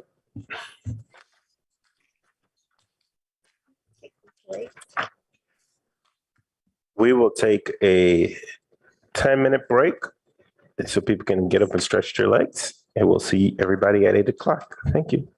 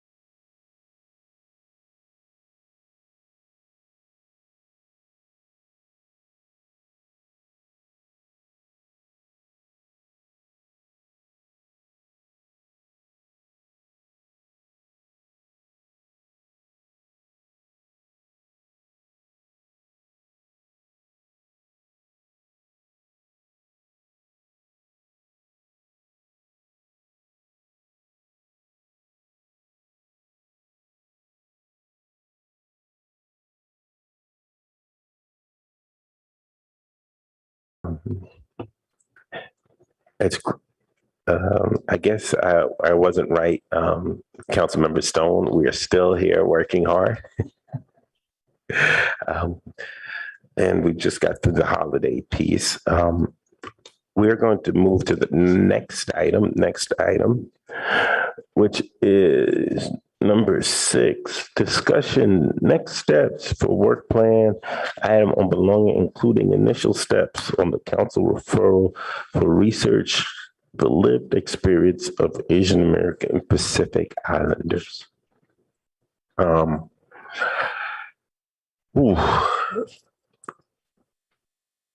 think that's a two-parter. So I'm going to deal first with the AAPI piece, and then we'll talk a little bit more about belonging.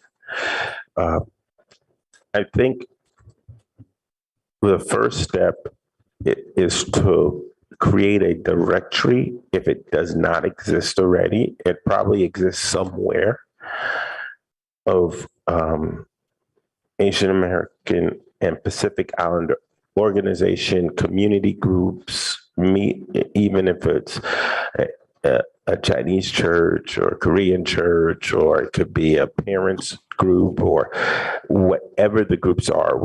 As we were going through the holidays, we were talking about the Lunar New Year celebration. Who's driving that?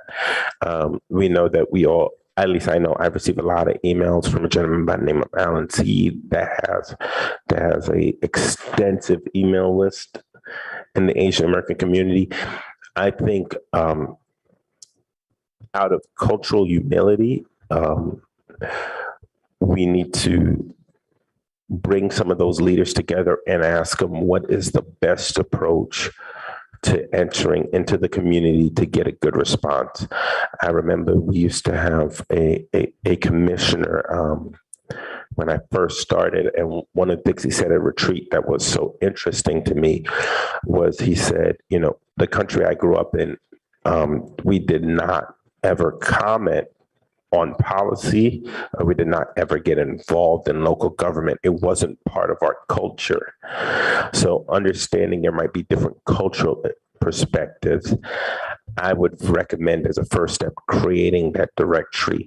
I would love to hear other commissioners' thoughts or suggestions on the initial step, because I think the goal is going to be, how do we get to hear the voices of Asian American communities, and understanding that Asian could be Southeast Asian, Indian, Filipino, Vietnamese, Korean, Northern Chinese, Southern Chinese.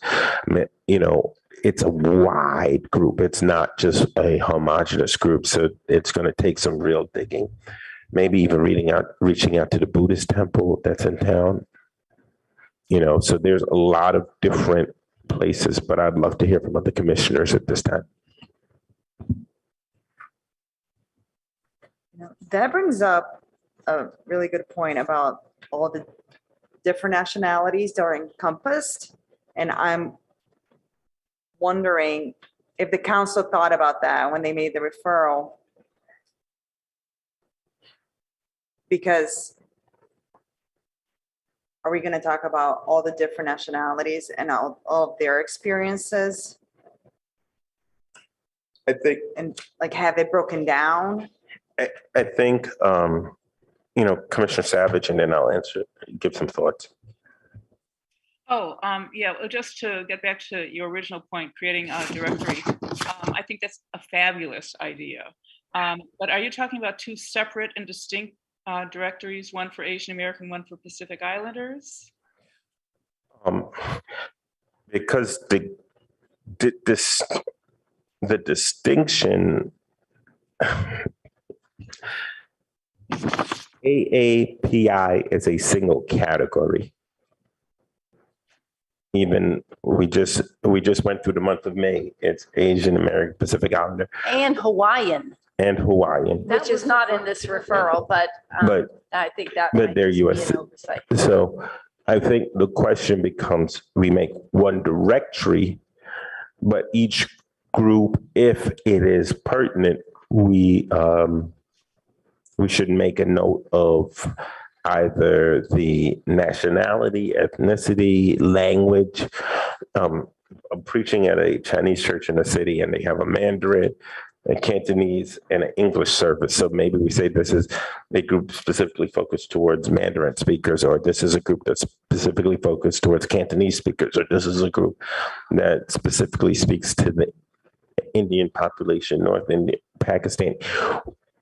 What I think we make one directory, but we do have some notes on who the population is. Does that make sense? Yes. Certainly an ambitious project. I mean, you could go on and on with it. You know, there's got to be an endpoint somewhere.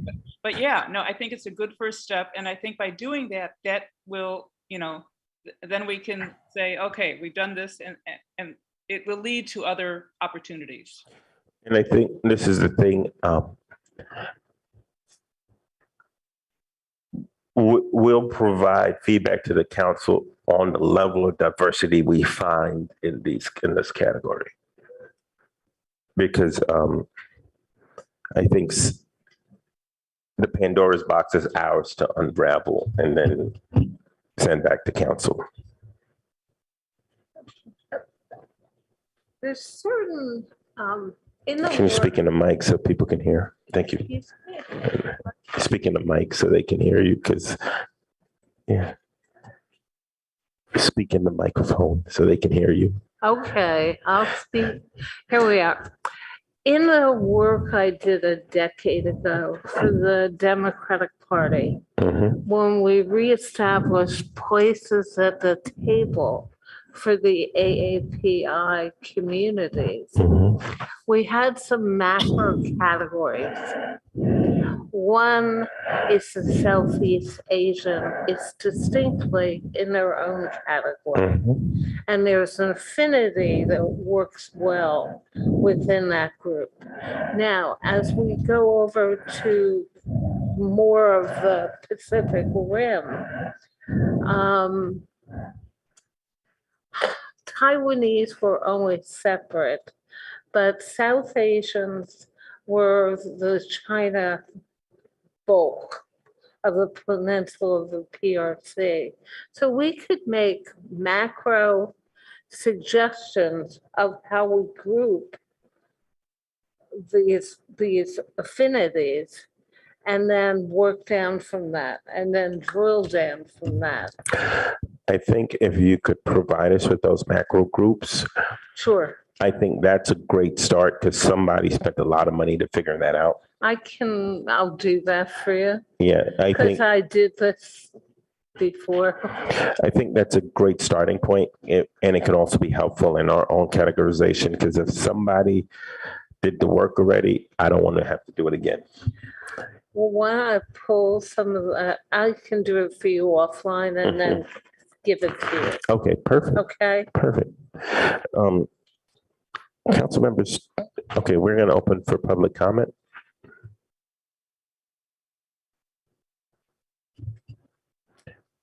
We have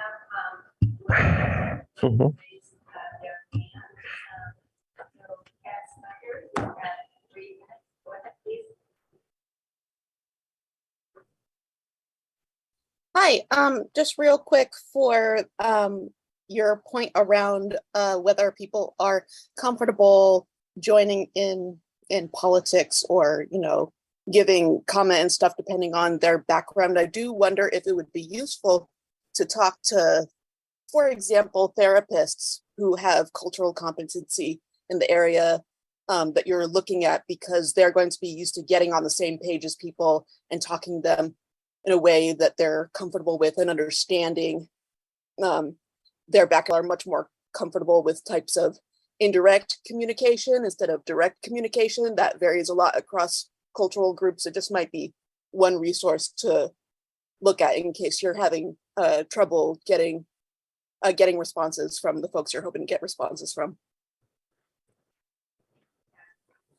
Thank you so much. I do think Minka, who helped us at Stanford and with the DEI stuff? The very first time? The Next Gen office, are you talking Yes. about? Maybe we could reach out to Mohammed and his team and see what work I think Kat brings up a good point, and I'm pretty sure, you know who we could reach out to? Megan Swayze Fogarty, and ask her the question that Kat just asked us, because I think she can provide somebody on campus that can give us some research or data or cultural points that we could work from. All right. Councilmember Stone, do you have any thoughts or directions you can give us on this? Because this is a daunting project and we're just trying to get our heads wrapped around it at this point. I think you nailed it. It's daunting. And I think that's one of the reasons why council was comfortable giving this to the HRC with your expertise and connection to the community to be able to really dive into the weeds on this. I think a good discussion. I would imagine, at least my intent, I can't speak for others, to make this broad and inclusive of all in the community that would fit this demographic. One thing that might be a place to start, Commissioner Savage might remember this, and Minka as well.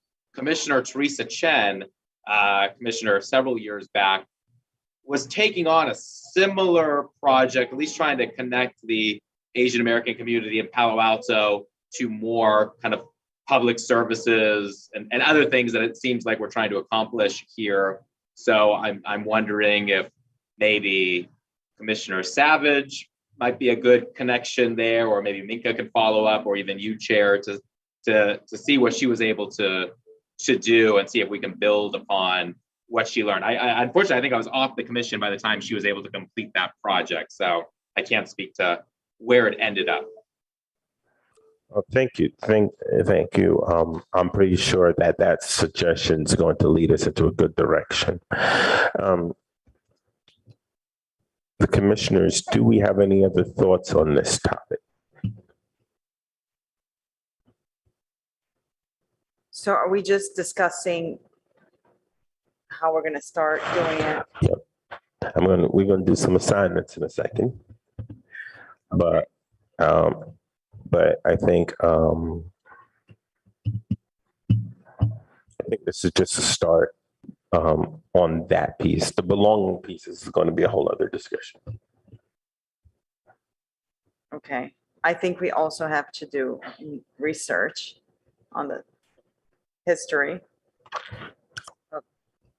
Go ahead, Minka. Yeah, I was just, it's up to the HRC how they respond within the referral from council. So I think how it came down is they looked at the language used when the study on Black and Brown lives, and then they, and I believe it was the council's intention that the same treatment, I don't know if that's the right word, but the same scope of would be for this as well. I think some of the points you bring in about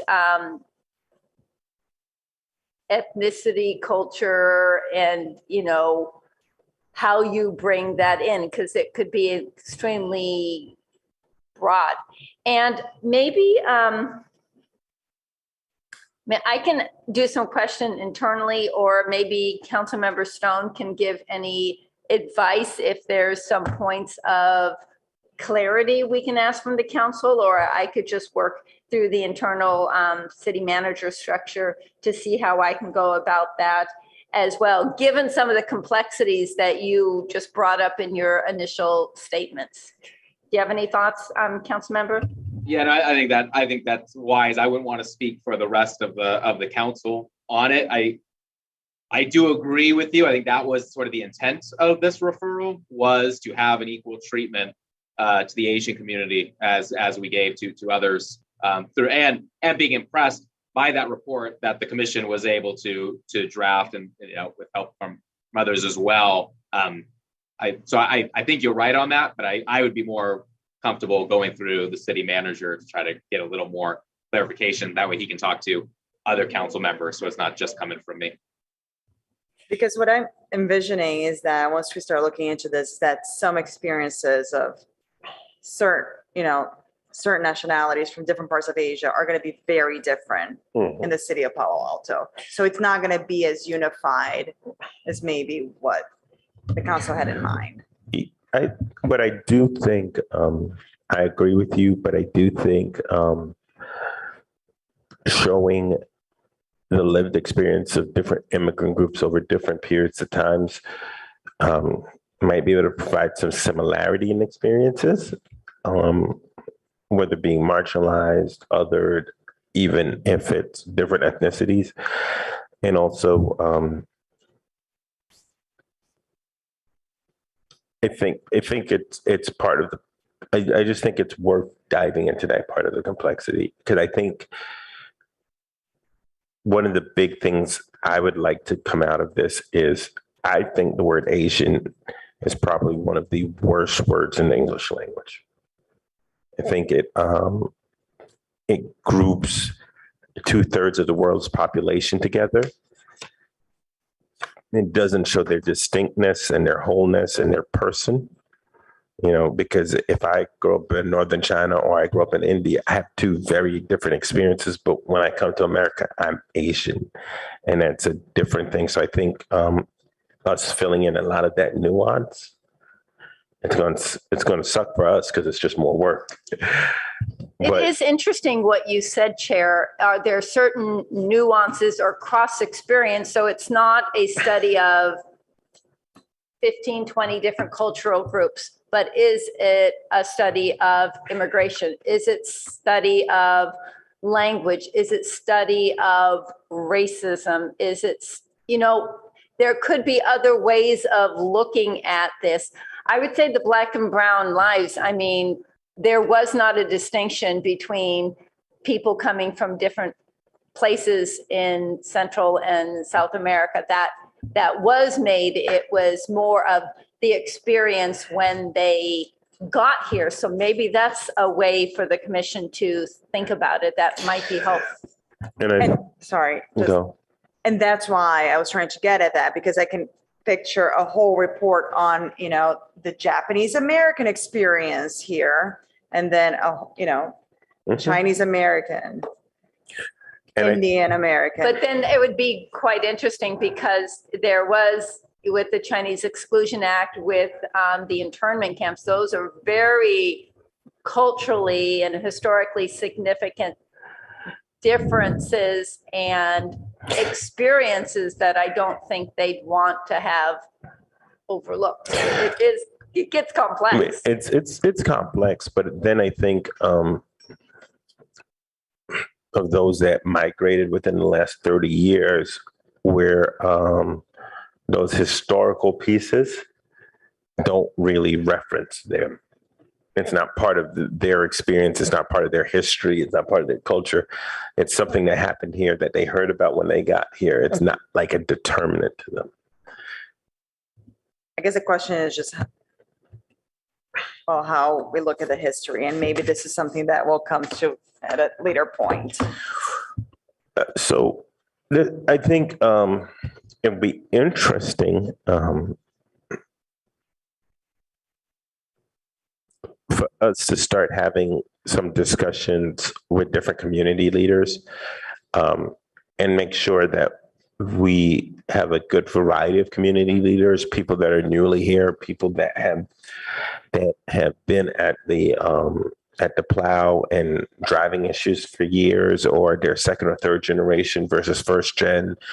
I think we're going to have to, I don't think we can come up with the answer here. I think these initial conversations will help guide where we go and what resources we have to follow. So I think the first thing is, I'll take this part of the assignment and I'll work with Minka, and we'll start coming up with the directory. When we come up with the directory, I think we should split up the directory and people call 5 people on the list and say, hey, I'm Commissioner so-and-so, Chair so-and-so, Vice Chair so-and-so from the HRC, and we're putting this study together about your community, and we'd love to have a conversation with you. And maybe that would be the first part, because I find those one-on-one conversations will garner more support later in the process than trying to do, hey, everybody come to a room and let's have a meeting. They don't know us. So we're not going to get that many people there. You know what I mean? Mhm.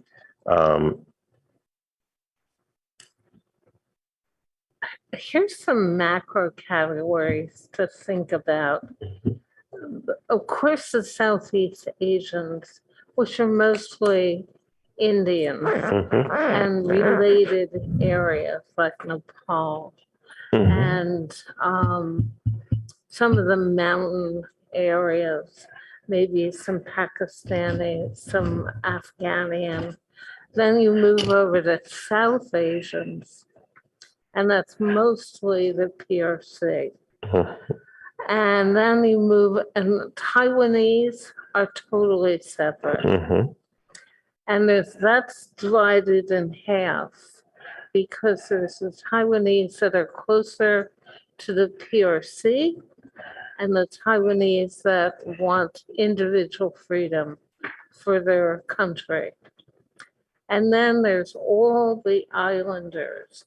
So Chair, if I know where to go for the China and Taiwanese data, and maybe we share contacts and we contact individual leaders that have been very vocal and their associations. One thing that could be very valuable, one of the ways of communication within certain of the segments of these communities is the newspaper. So you might even want to reach out to these tiny Chinese newspapers and get one of the editors involved with you, because they still read these newspapers. And those are mostly chrysanthemum growers that came to the valley here. And then their children are the technologists. And then their grandchildren are now in the workforce.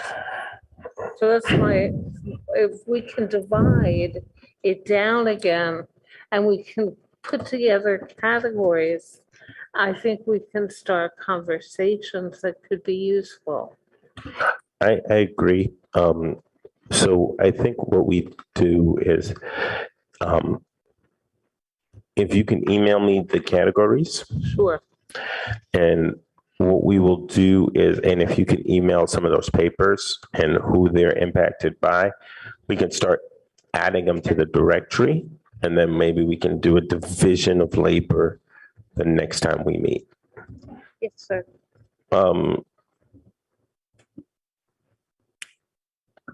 Teresa was the council member from before? The commissioner, yes. Okay. I'm still in contact with her. Okay, so we can see what her book looks like. Maybe Stephen Lee. Michelle Liu is extremely active. She's head of a health organization. Yes, I would reach out to Michelle. Is she's speaking on Monday? Yes, she is. Yes, she is. All right. I'll say a few things. This report is I would like to have this report completed before next May.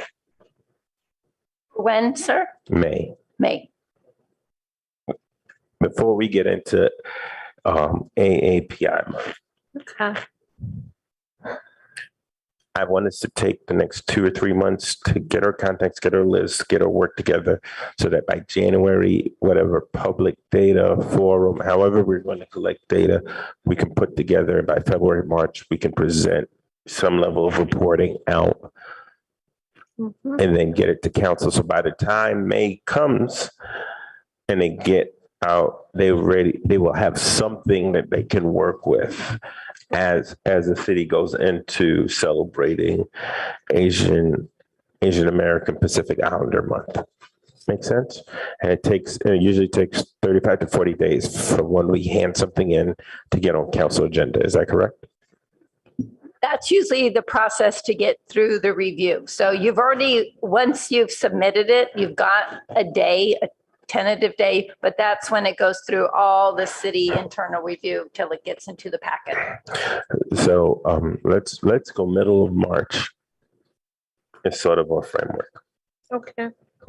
I'm not going to be here in January, so you all have to do a lot of work. I'm on sabbatical, but that's it. Right now, let's take the next 2 months to do our research, get our list together, reach out to community leaders, get the ground warm and fallow so we can work through it, and then we can go from there. And we should have, did we get a new commissioner yet?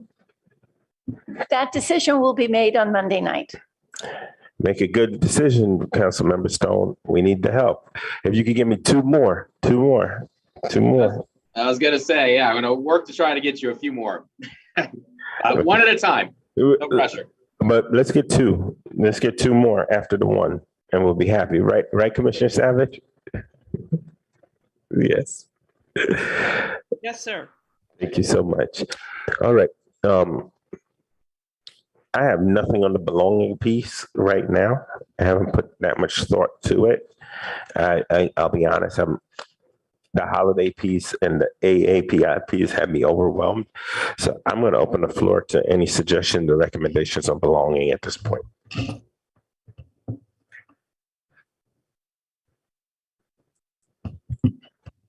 Yes, staff. I don't have it prepared because when I looked at it, I think my eye went right over the belonging part and went to the AAPI That report. same thing with me. Yeah. So in all honesty, that's an area that I've long had an interest in. And I think Elaine and I, as human services, both are interested in working on. So I have done some thinking on this. I just don't have it with me tonight. And I don't know if we have the energy, even if I did have it with me.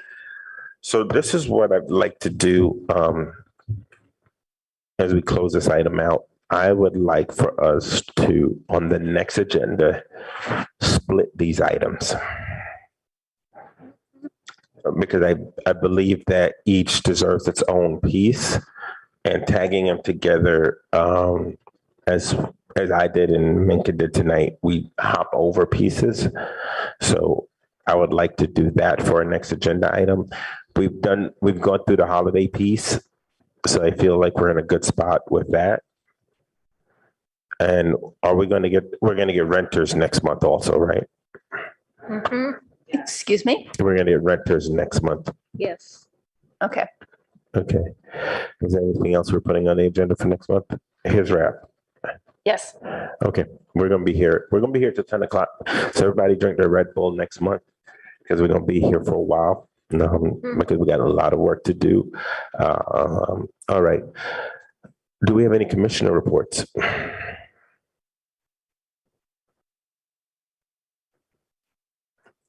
Y'all took the summer off. Amen. Amen. What did I do? I did something that was important this month. I was honored to be asked by our Jewish leaders in our community to be a speaker to 30 synagogues across the country about anti-Semitism and hate crimes on a day of remembrance. In August, I also participated as one of the leaders in Ignite the Peace, which saw over 1,500 people come to the parks in East Palo Alto, Bell Park, to come against community violence. Anything else? I think that's it for the month. I had a slow month. Anyone else? All right. I think although now it's already Yes, 8:30. Okay. This month, I know that myself and Commissioner Krause and Minka have 3 meetings scheduled. I think I won't be able to make one of them, but 3 of them are scheduled to meet with his rap grantees to talk about the his rap process, good, bad, and in between. So we're excited about that. Staff report. So the only things I had to add was a reminder of the Peace Picnic that's on Sunday that you voted to support last month. Reminder of the microaggression training. Commissioner Vice Chair Everly and I were present at the first one, so you need to sign up for one of the other two that is coming up. We're still waiting to hear back from the FBI. There are 2 dates that the chair and Commissioner Kraus have set aside with other city staff members, so we're waiting for a final date. And your HISRAP site visits, thank you all for signing up. I have connected with your administrative staff. I will send out the list again and the instructions on how to do so. I'd really like those done by mid-October because that's when Elaine and I do, you do the social visit and we do the contract compliance visit. So we want your social visit done first. Let's say that one more time so everybody can hear it. I've been on this commission long enough. Commissioners, you're doing a social visit. You're not their boss. You're not their inspector. You're just building community relations. Everybody got it? Thank you. Because when we don't do that, it ends up being a train wreck.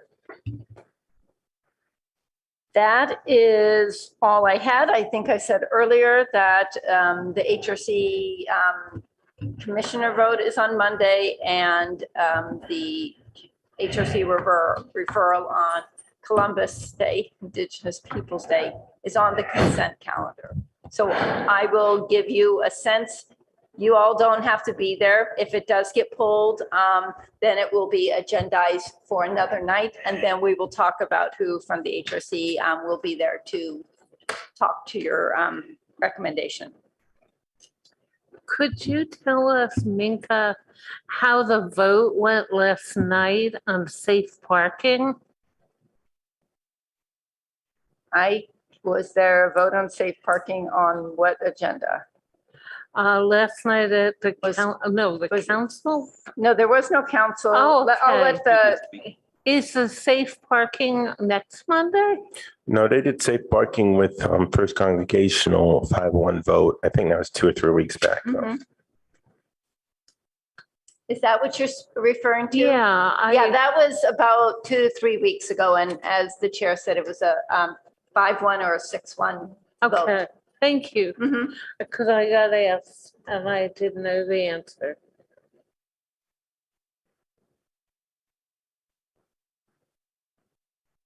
And that's all I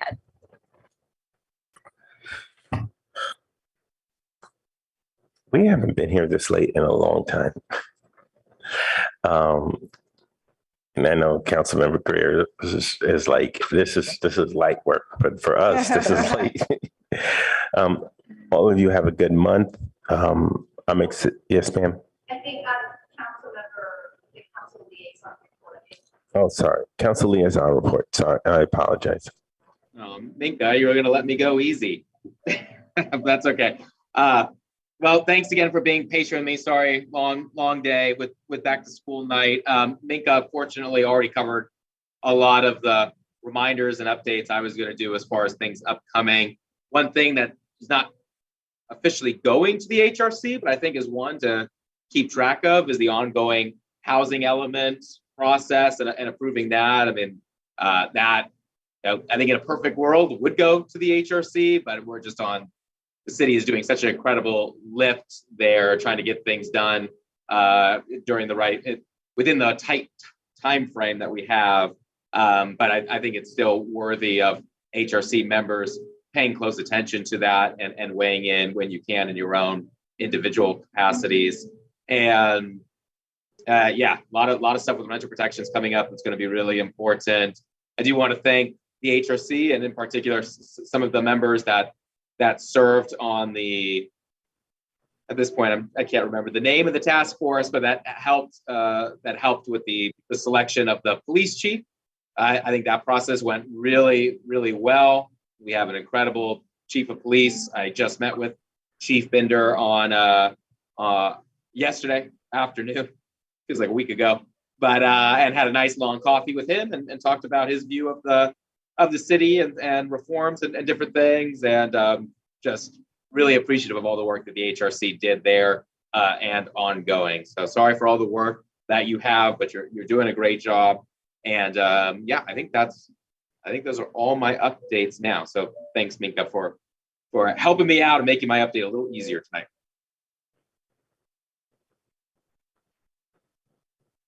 Thank you so much, Councilmember Stone. Thank you, each commissioner and each city staff that's been with us at this late hour. And we will see you again in the month of October. All right, everybody have a good evening.